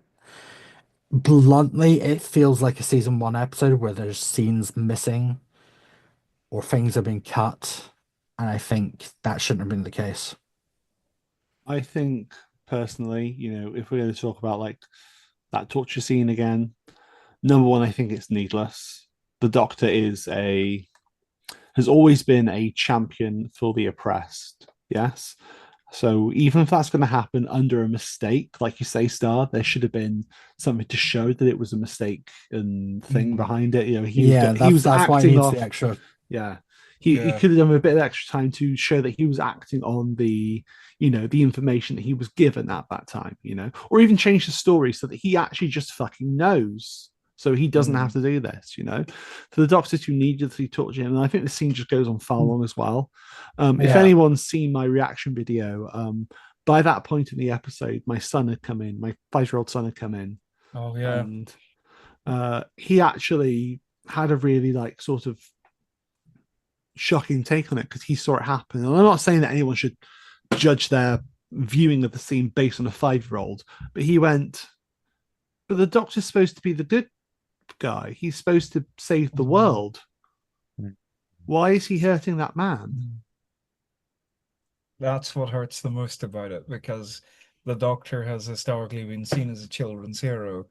So you present a scene like that where the Doctor beats the shit out of a guy to a child is gonna go, "Well, I thought he was the good." Yeah, I saw that. I remember I saw that part because I watched the reaction video and I thought, oh God, because the look on your face was one thing. Hearing that it almost broke me. I'm gonna be honest, because it was Yeah. like that just sums it up better than any commentary I've seen anybody else do. Because I that think just puts it right in perspective. I think another thing they should have done is I get the idea he's angry. I wouldn't say no to him putting the glove on. I would say Belinda come in much earlier, just before he's about to do anything. Yeah, Just let the anger show that he doesn't have the information. I understand that the anger would be there. He needs to be stopped much sooner. Yeah. yeah, I think the issue we have is with the story itself. Those moments should have happened. You could have cut other things somewhere. Again, it could have been. Again, I think this is an issue with both scripting and editing. But yeah. it is what it is. And I think the only thing that I can really do to segue from this in any way is just to go, I love the Power Glove. It's so bad. I thought the same thing, actually. I I'm so glad I'm not the only one. I would just like to actually end it on one thing. Just Oh, yeah. No, we Star. are I no, was no. It's a good thing. I promise. I just want to make sure that we are all okay because we all have different opinions. But end of the day, this is a TV show, and we're not going to agree on it. We're not three Doctor Who fans and Lux that agree that Blink's the favorite episode. That was fucking bullshit. But I think it's not something anyone should fight over. Mm. I get it's a very sensitive issue, but I Mm. think it's something that needs to be talked about, I think, and a different perspective matters. And I think, end of the day, no matter what we think about the things behind it and whatever, and I've had a very strong reaction to it, like I say, with my political brain, and I know other people have too as well. What I will say is that this is, although it's a vehicle for it, it's not the actual real life thing. No. And I think we can all come together and we all, let's face it, we all just don't like people being killed. No. Yeah. Yeah. We all just don't like people being starved. We're all No. opposed to genocide. Yeah. And that's something we can all agree on. I think the best way to segue this, just one more time, Free Palestine. Free Palestine. Free Palestine. Free Palestine. There's one way to sum up this entire situation, and it comes from the words of a certain disgruntled person in 1986, which goes to the effect of the following: "It could have been a lot better. It could have been slightly better."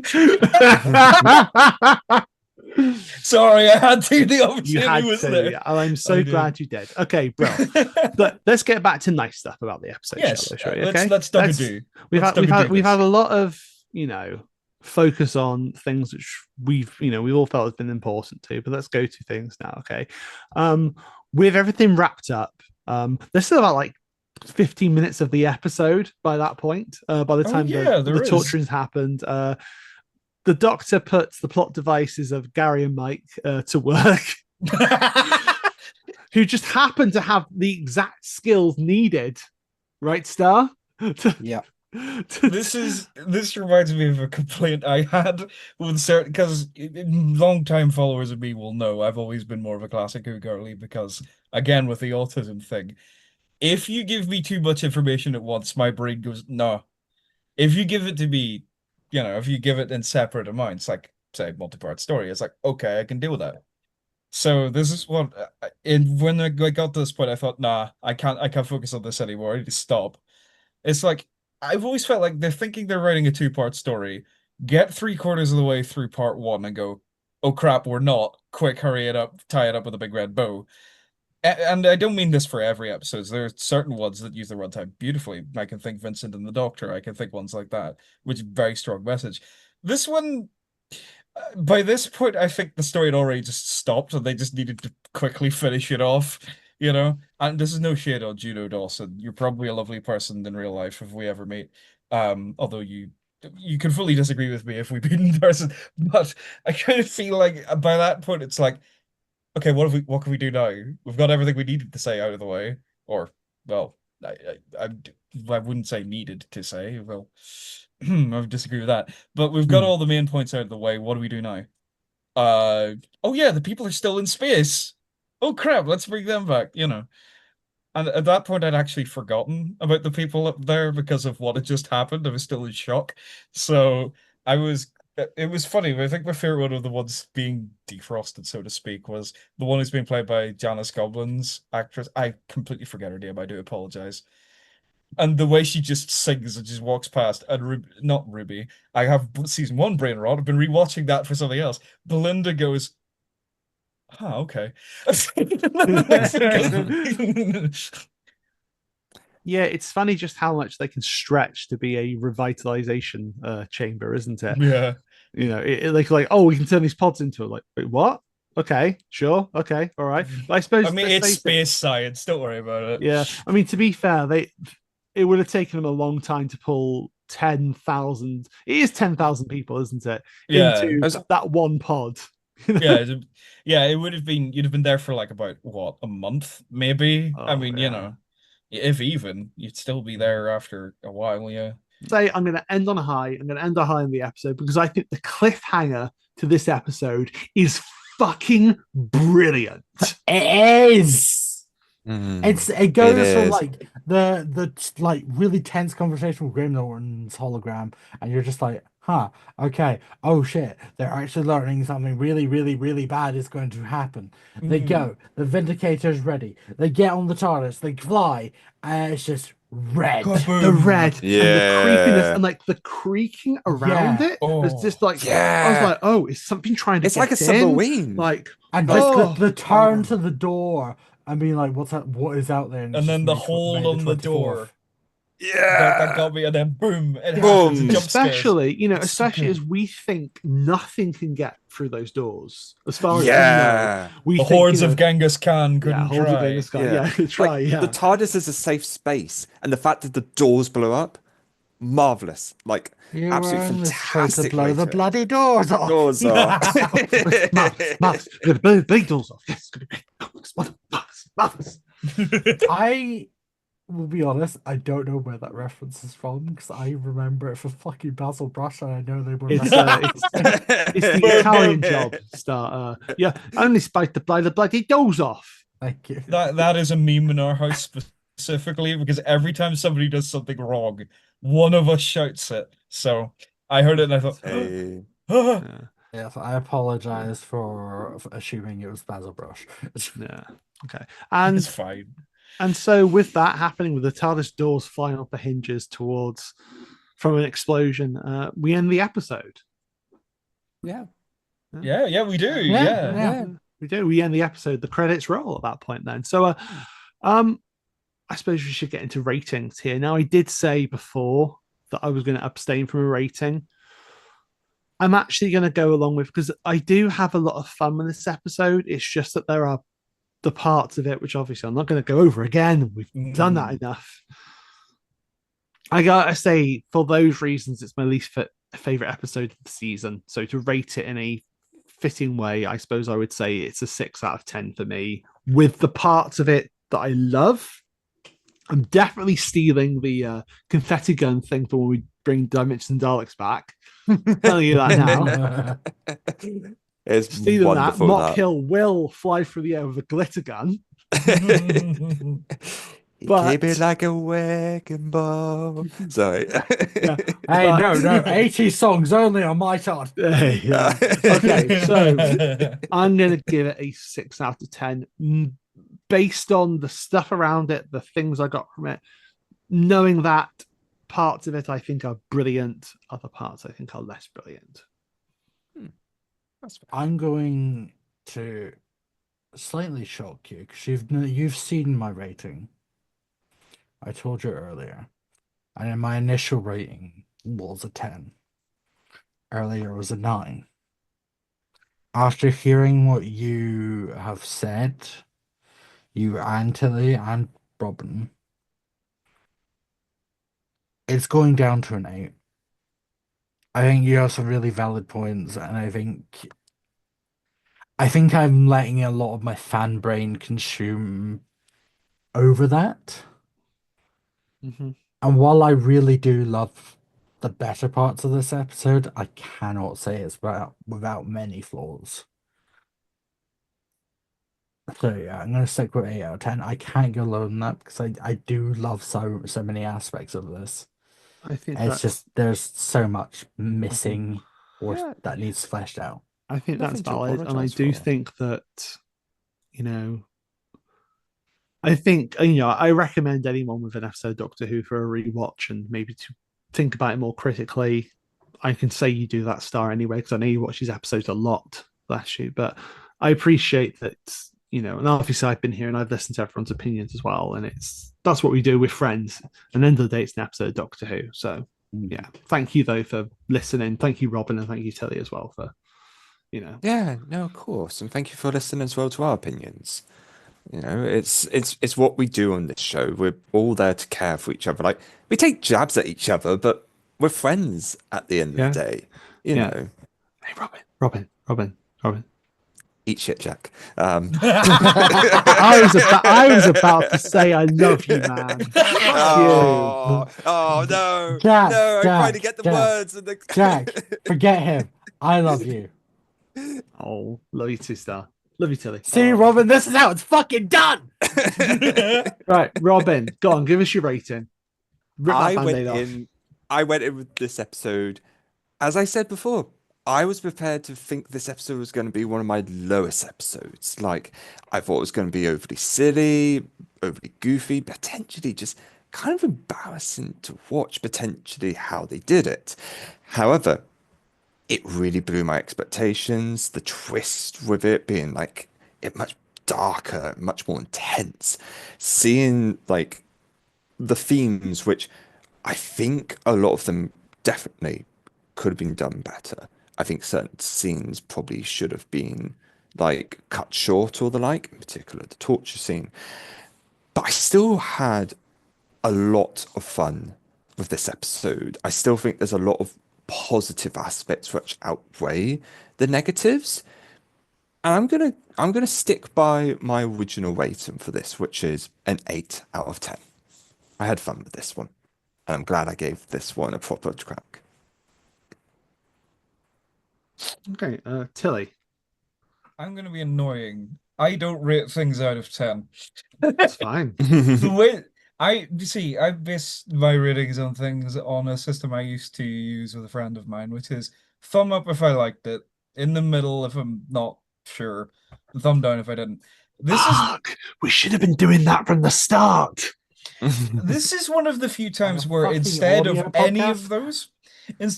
of those, I cannot rate it at all because I am that conflicted on it. So I've left it with a question mark. It is the only one.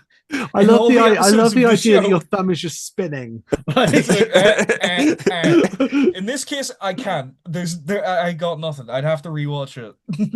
It's just You know what? just take the That's thumb valid. off. Totally valid. Totally valid. Well, look, thank you everyone for this discussion today. And I suppose with that, it's time to take it head on over to the space-time telegraph.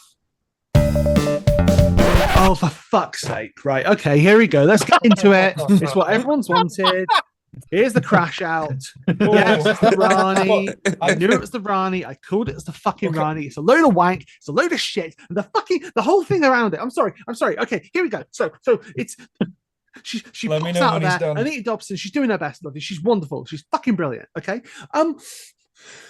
The whole thing starts. The effect goes on. It looks like wispy piss around her face. It looks like wispy piss. It's not a good regeneration effect. It's not. It's wispy piss going around her. What happened to the beautiful regeneration we had in the Whittaker era? Okay, what fucking happened there? Okay, like literally, it was like stunning and beautiful. Wispy piss happens there, and the bi-generation, which happens there, was straight away. Sorry, the bi-generation, which is supposed to be this one-off fucking fable thing, happens there, and it looks like absolute wank. It looks like absolute shit, which, by the way, it is wank. It is shit. So this is why we haven't put the episode, because it's fucking ridiculous. And she pops up there. I knew exactly what was going to happen. She's saying on the time earlier. I knew she was going to say, oh, I'm the Rani. I'm sorry. I don't give a fuck. I don't give a fuck. All right. It's fucking bullshit. There's never been a good fucking Rani story, and to have her there, it just shows that we are fucking creatively bankrupt. We're scraping the bottom of a shit-covered fucking barrel for shitty Z-list Doctor Who villains. I don't give a fuck. I don't give a fuck what happens in the next 2 episodes. I don't care. Look, I'm going to be fair. They can't fuck up the Rani because she's already a shit character. They can only improve. All right, I've taken that criticism of people as well, but you're just. I quite liked it, actually. One Is he done? star. Can I come back on? One. Yeah. All right, cool. I'm gonna be honest, Jack. I kind of have a headache. I did not need to hear any screaming. That's why I took it off. Ah, well, you My see, guy, that's don't a make it common worse. occurrence this season. No, it's for something else entirely. But thank you for the assumption. No. I mean, Jack screaming is a very common Oh, occurrence right. here. Yeah. Whatever you do, Oh is your well, business. then. Fair enough. Invite me back on again when he's not like that. Right. So, Anyway. Robin, when are we doing an episode about that? No, I like as someone who gave it a much higher weighting than yourself, Jack, with this episode. When I got to there, I have no idea who the fuck the Wani is. I'm a casual viewer. My whole family are like casual viewers. None of us knew who the fucking Wani was. And as reveals go, to have it in the post-credits scene, a scene where a lot of people switch off the episode to avoid like the trailer or whatever for the next one.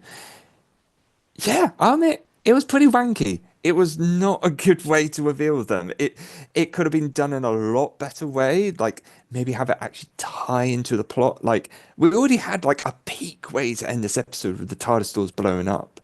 This this almost felt like this should have been like the beginning of the next episode or something. And then even then,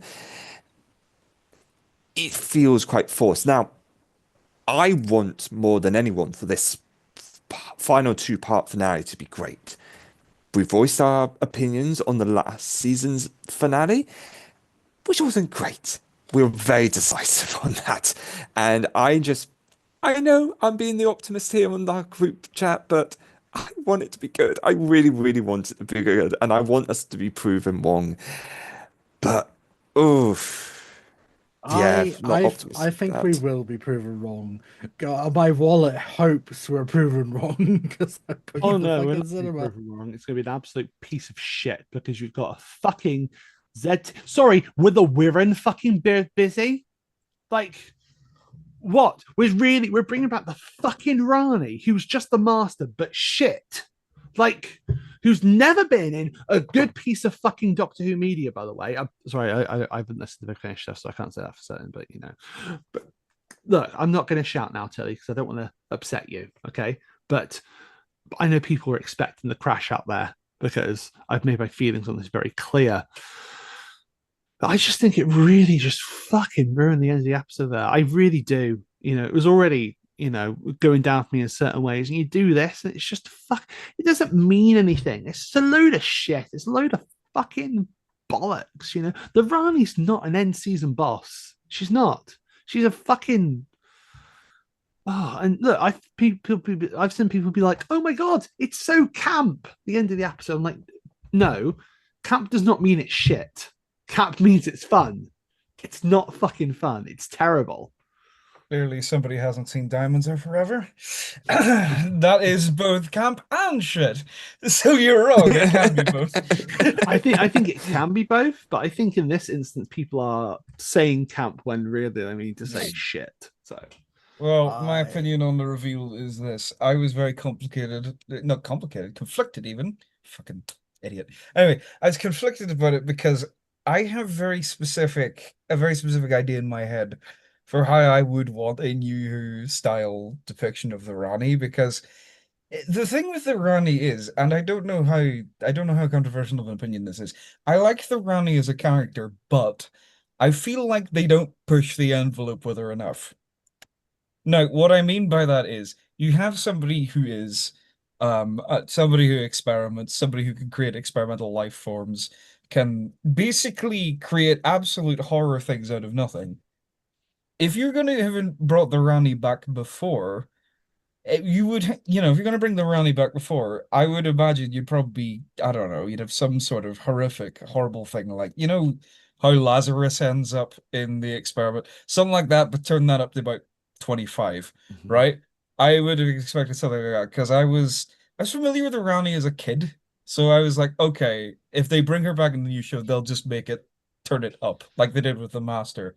The Master at times could be a little bit wacky and zany, or whatever. So they went, okay, just turn it up for Sim. So okay, fair enough, right? So I see the bi generation, which my first thought was, where's the gun? And the second the second thought was my second thought was, okay, I hope you have a good enough reason, because everything up to this point was suggesting to me we're getting a distinct villain, like somebody who exists outside of all the other things, right? Like, for example, I don't know, somebody who is aware of history going on, whatever. I was fully expecting her to be the villain of the story in the engine, right? I was fully expecting that to be the whole thing, because she seems to know where the story is going. She seems to know Sutek is coming. She can talk to us. like I don't know, a D&D campaign, a D&D dungeon master can talk to the players, things like that. I was thinking, okay, so the point of the thing is she's controlling the narrative. So she's got to be something like the storyteller or whatever, like a new kind of villain. So when it's like, oh, she's the Rani, I was like, oh, well, um, oh, okay. Uh, I see. Because Actually, again, go ahead, go ahead.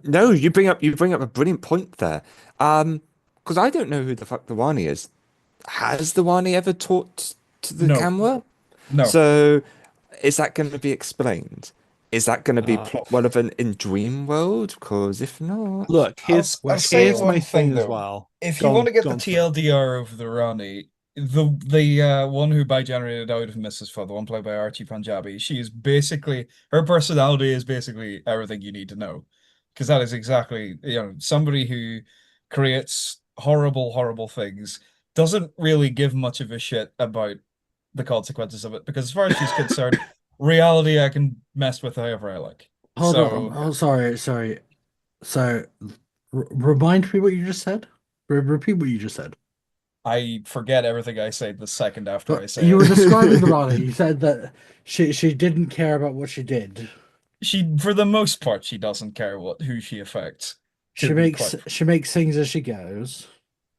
I didn't say she makes things as she goes. I say she makes experimental life forms, or There she we go. experiments on stuff that already exists. RTD is the Rani. Yeah, I mean, yeah. hmm. If you want to be like that about it, I mean, to be fair, the thing I remember saying to somebody is, does New Who at this point really need the Rani? Because the thing is, the Rani, as we last saw her in the absolutely incredible episode that is Dimensions in Time, which is her last appearance, whether you like it or not. Vote in the comments to see how many of you like it, how many of you don't, and how many of you think we should shut up about it. But last time we see her, it's still very much this slightly campy pantomime, I am the villain of the piece type performance. And that is how Kate O'Mara did it, right? So the way that Archie Punjabi is playing it is basically all you need to know. That is literally how the Rani is in Classic Who. They have Oh, made no changes to her for the I moment. bear no ill will to Archie Punjabi, who I think is a brilliant, literally like amazing actor. I think Mhm. she's going to do a fantastic job, and we're going to get some iconic stuff probably coming up with her. I really hope so.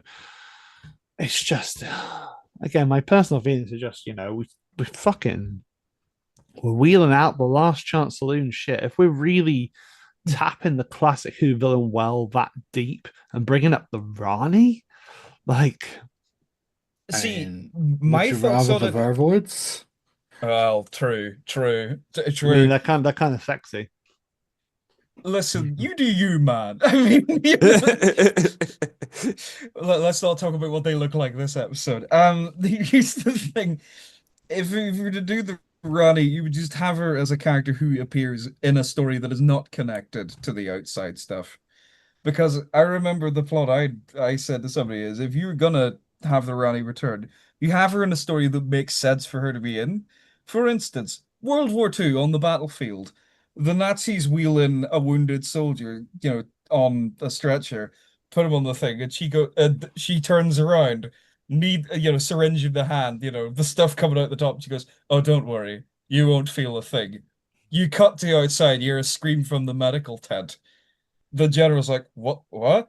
Rushes in, and there is this thing that used to be human now with 5 extra limbs, a head growing out of its stomach. And the Rani goes, good boy, now you attack the general for me, Yeah, please. This thing scuttles out like a spider and eats him alive. I mean, that's a Rani story. exactly. That's Yeah, what you do. she's not the end boss of the season, which it makes me think that maybe we've heard about this unholy trinity as well. We've seen pictures of Conrad being with the two Ranis, who apparently only count as one. So that does lead us to believe that there might be a third element at some point. And maybe there is going to be a big bad on top of things, I which think there's makes still a us better. second element. I don't think Conrad's part of the Trinity. Okay, I think let's. that I Oh, think Can I there's place my more. bet now? are you a believer of Toothgate? Are you? I don't think it's that, but I don't think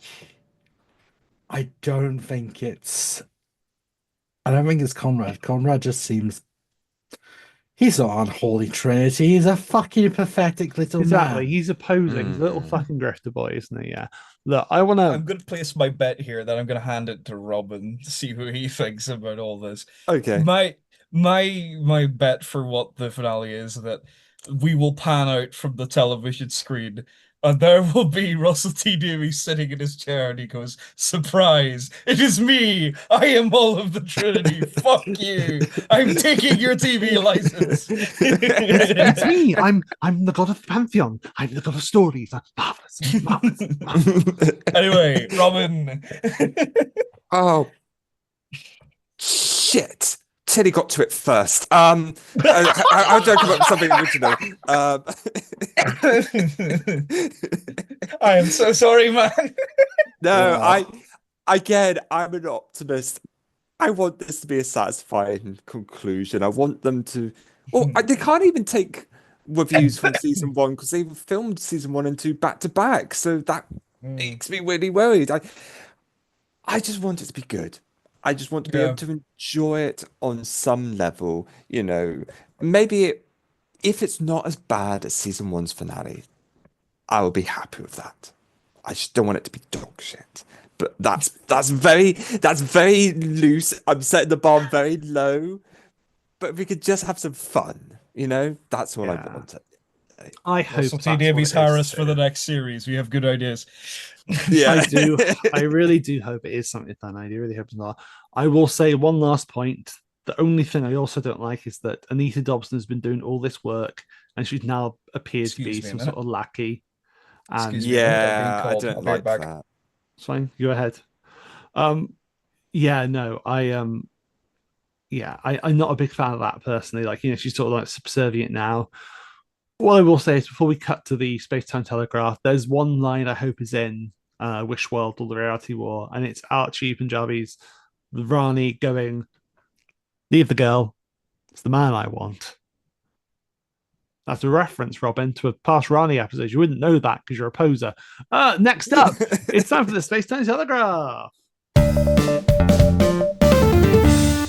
Okay, so to hear from listeners now. Okay, first one comes from Twitter. The only one on Twitter, so I can close the website from here. Josh Carpenter, friend of the show, links to a thread that he did as well, which is very nice. It's a very eloquent thread. I don't have the time to read the entire thing right now, but I really should urge people to go and check it out. Joshua says it definitely has some great bits. Shock fan fave returns and good ideas, but it does suffer with its political messaging. Gone through the details of that negative side, and he's got a whole beautiful thread there, which is really eloquently put. Joshua has a really good way of speaking about it. And he also says, but I've enjoyed seeing more of the Doctor and Belinda together. The song at the end was a great scene in itself, and that casting is fantastic. And I'm going to exit that one there now and head on over to Instagram. We actually have Instagram comments this week, everybody. Okay, so the first one comes from Come Along Pond podcast, which is one of my favorite Doctor Who podcasts, run by the amazing Damler and Elliot. The response here we have from them is an incredibly well-made episode with some very wonking messaging. Again, I completely agree with that. Next one comes from JGY96, which is James York, friend of the show. And they simply say beautiful in capital letters, all caps. Next one comes from Reese Dell, another friend of the show, longtime supporter. Reese says, somehow the most and least surprising episode ever. The first 90% was good fun. A really interesting story with something to say, an excellent guest cast in terms of a cameo. Very interesting. Let's just hope it lives up to expectations. The Doctor's darkness was portrayed very well. As for Mrs. Flood, well, we all saw that coming. At least we can stop predicting that particular character every series now. No, I worry that actually it opens up the floor to Rani speculation all the time now, because we're going to be like, oh, well, she's been brought back once. She's going to bring her back again. Next two come from YouTube, from Joe Collier 4923. First says, I'm still conflicted on the episode. I've loved this series up to this point, but I do see how this would be the turn-off point for so many. I would still watch the rest of the season, but I'm worried about where it would go from here.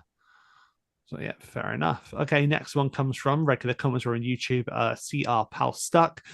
Kind of hated it. The Doctor somehow managed to unfreeze himself and return to the dome because he had memory of Susan. Feels lazy.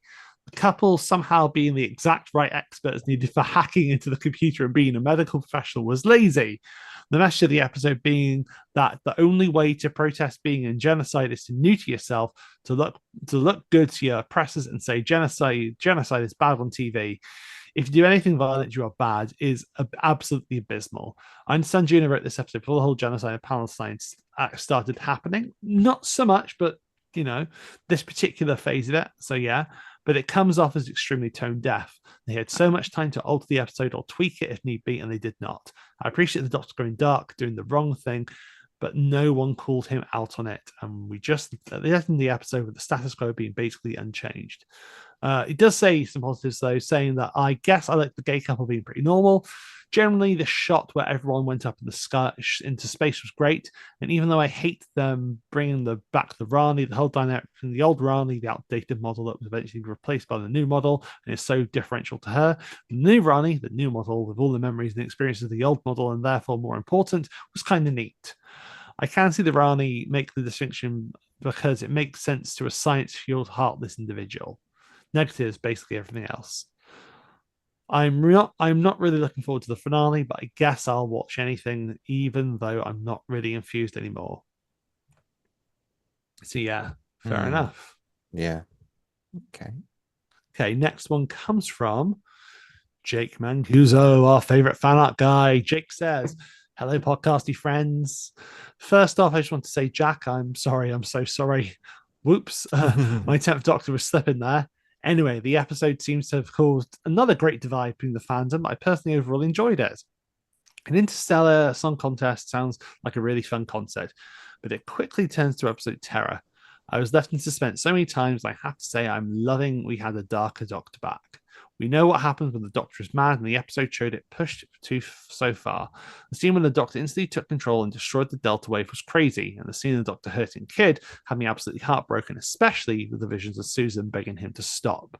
With Belinda gone and being triggered, remembering the destruction of Gallifrey, the Doctor was pushed too far.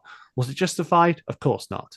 I do not think that should have been touched. I do think that should have been touched more a bit at the end, but I don't think it's entirely out of character. And of course, after all that reveal, I could hear everyone screaming all the way from the States. I was so baffled, so curious that then I was more curious than ever about the finale. Final stretch, people. Much love. Thank you so much. Okay, and then lastly, here it comes. Here he is. Ahmad Beach. Thomas Beach. Here we go. Hello, Jack, Robin, and Star. Beach House calling with the results of Saturday's episode. I was initially dubious of the content of the story as someone who could not care less about Eurovision. Giving a dedicated episode to it filled me with doubts. However, on a technical standpoint, the episode was marvelous. Marvelous. The set work, the costumes, the music was on point on how an outsider would interpret Eurovision. Sheety and Varda were also acting on full steam. Sheety was a powerhouse this week, taking his Doctor to uncomfortable territory. The guest cast in the episode were also on point. Gary and Mike were cute enough together, and their introductions were charming. Our antagonist, especially Freddie Fox's Kid, held a great screen presence despite being fairly one-note in moments. Personal highlights being his deflation after talking about his plan. I'm only doing the things you expect of me. There's this sense of regret as he sniffs and looks down at the console. It's a small moment, but it helps to not make him a stereotypical terrorist archetype. But that's where the praise ends. Juno Dawson was given the brief of Eurovision meets Die Hard from RTD, but the optics of Die Hard's antagonist being a cold terrorist villain from a foreign land, i.e. Hans Gruber, being translated in the Kid, a person from a persecuted planet, victim of genocide, just does not fit well at all. We are far beyond the political optics of the 1980s, and we are keener to scrutinize motivations and are sympathetic to causes against corrupt states. So to have the Doctor, our champion for the oppressed, a survivor of genocide himself, become gun-ho action hero on Kid did not sit well with me, personally. I appreciate Dark Doctor moments. The Doctor is not infallible, of course, and oftentimes in these moments of extremity, he either stops himself or a companion stops him and calls them out, eliciting drama and the character building, which didn't happen here. Well, yes, Belinda exclaims no, and the Doctor stops. At the epilogue, despite being cruelty, Belinda gives a "you scared me" with the weight of a feather and is all hugs and smiles. Having distinct time jump in between episodes also does not help matters, as we, the audience, do not know how long they have travelled since the story in the engine to here. I missed the earlier episodes having this consistent continuity between stories. It feels like we're out of sync, as Belinda, we know, just would not have let this dangerous Doctor's action slide. Despite enjoying the episode, these character beats really rock the boat, distracting the Susan appearance and the Rani. Well, while that cluster diet MCU reveal tease, I find myself really excited for Archie Punjabi and Anita and acting alongside one another as Igor and Dr. Frankenstein dynamic for the finale. It's really giving Dimensions and Times vibes for real. A whole dissertation could be written on this episode. Those thoughts can be saved for a future retrospective. In short, a fun romp with dubious political themes and politics and themes. 7 out of 10. And then, of course, Lisa Marie's thoughts. I like the episode. I'm glad that it wasn't just a Eurovision cheese fest. While I agree with hard-hitting storylines, and with this story being set in 2925, it shows that history repeats with genocides, invasions, etc. I wonder if the themes of this story went too far. Well, it was great to see a wider range of emotions from the Doctor, as in he's not burying them, but it makes me wonder if his actions went too far. Having the wider context on the YouTube behind the scenes, we learned that Russell instructed Juno to push the envelope further with Chuty's Dark Doctor moment. Which begs the question, if Russell wanted that kind of Doctor, why doesn't he write it himself? It feels dubious to put other writers on the block for actions that an audience might not appreciate. Like when he was mean to Joy or coldly spoke to Conrad, each being different writers. I think Lisa Marie's got a point here, actually. As a nurse, it's pleasing to see that the ethics of good nursing and patient care have not changed in 2925. The similarities of Mike and Belinda. I adore Ryland's cameo in this episode. He was a good sport, playing a heightened version of himself. I'm so glad that the Mrs. Flood reveal wasn't a letdown. We can agree to disagree, Lisa Marie. It didn't take away from the episode, and how stylish is the Rani? Yep, she's serving, of course. Another strong female character that's going to make the Doctor run for his money. I'm so interested, I suppose that's to say, in where the finale will take us. This opened the floodgates for Thomas to show some Rani-centric episodes after being unaware of the Rani character. After seeing those stories, I'm excited to see this new Rani in 2025. Well, I'm not giving this story a rating. I enjoyed the story highly. Watching it plenty of times has been a benefit. Master, thank you for hearing us out. So here we are at the precipice of the two-part finale. Are we feeling nervous? Me and Mum, I will be attending MCM this weekend, so I'm excited to hopefully enjoy the episode amongst friends if there is a secret screening like 73 Yards. Thomas, I'm really sorry there isn't, mate. If not, it'll be on a pokey screen in a premiere end. It probably will be, buddy. Thomas, Duggadoo, Beach, and Lisa, Duggadoo, Marie. There we go. Thank you so much, everyone. Thank you so much, as ever, everybody. Really, really appreciate everything you've brought to us there. And that's going to bring us to the Cannon Buster. So the Cannon Buster is always what I end an episode with. It's my tiny golden nugget, which I throw to Star and Robin to entice them and to understand that there's some weird fucking shit that happens in the Doctor Expanded Universe, and we have to accept it as canon or it's just no fun. So what I've done today is I'm going to give you the history of the Eurovision Song Contest in Doctor Who. Ooh. Oh, no. So, okay. First things first, we know that the first entry of the Eurovision Song Contest here is in 1967 when Sandy Shaw won it. The 13th Doctor suggests visiting Vienna in that year to see Eurovision. And guess what? That story is The Good Doctor by Juno Dawson. She was throwing in Eurovision Song Contest references all the way back then. Jack Harkness remembers when ABBA won Eurovision. And in 1974, with Nardole in attendance, the Doctor was also there that year when ABBA won. So there you go. At that Eurovision in 1974, you have a version of the Doctor yet to be specified. Nardole himself, who, by the way, has taken the TARDIS himself to go and see this, and Captain Jack Harkness are all there. Okay? Okay. So that's interesting. Martha and the 10th Doctor, you visited the Eurovision Song Contest in 2007 in Helsinki. But a few weeks later, they then went to the Eurovision Song Contest in 1969 as well. So compared the two. In an alternate timeline in which Wolfgang Amadeus Mozart had become immortal, the composer had made several Eurovision entries, none of which were looked on favorably. That is from my own private Wolfgang, which is a perfect Robert Shim story, which I recommend people go and listen to. And yeah, we also have the Eurovision in 2025 was celebrated alongside the Interstellar Song Contest, when the Doctor helped us to celebrate it by encouraging them to dance in an area of raised platforms. That's on the Wonder Chase game. I don't know what that is, but anyway, all I will say is that I watched the Interstellar Song Contest. I then switched off my television because I did not want to support Eurovision. So yeah, the Wonder Chasing, it's a Roblox thing.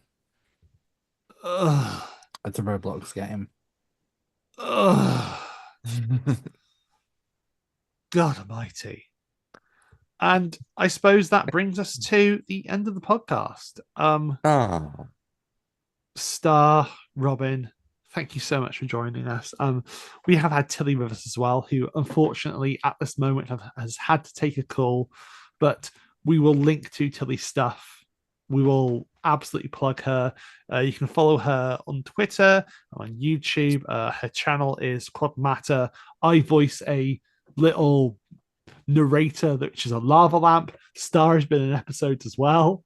There are some Time Siren cross projects with Quad Matter as well. Yeah, where you are the White Guardian. I am, and I've been edited to look like Colonel fucking Sanders, but like you were, which is great, you know. But why not, eh? And but yeah, no, I've done a few voices for that. Robin has done voices as well. Yes.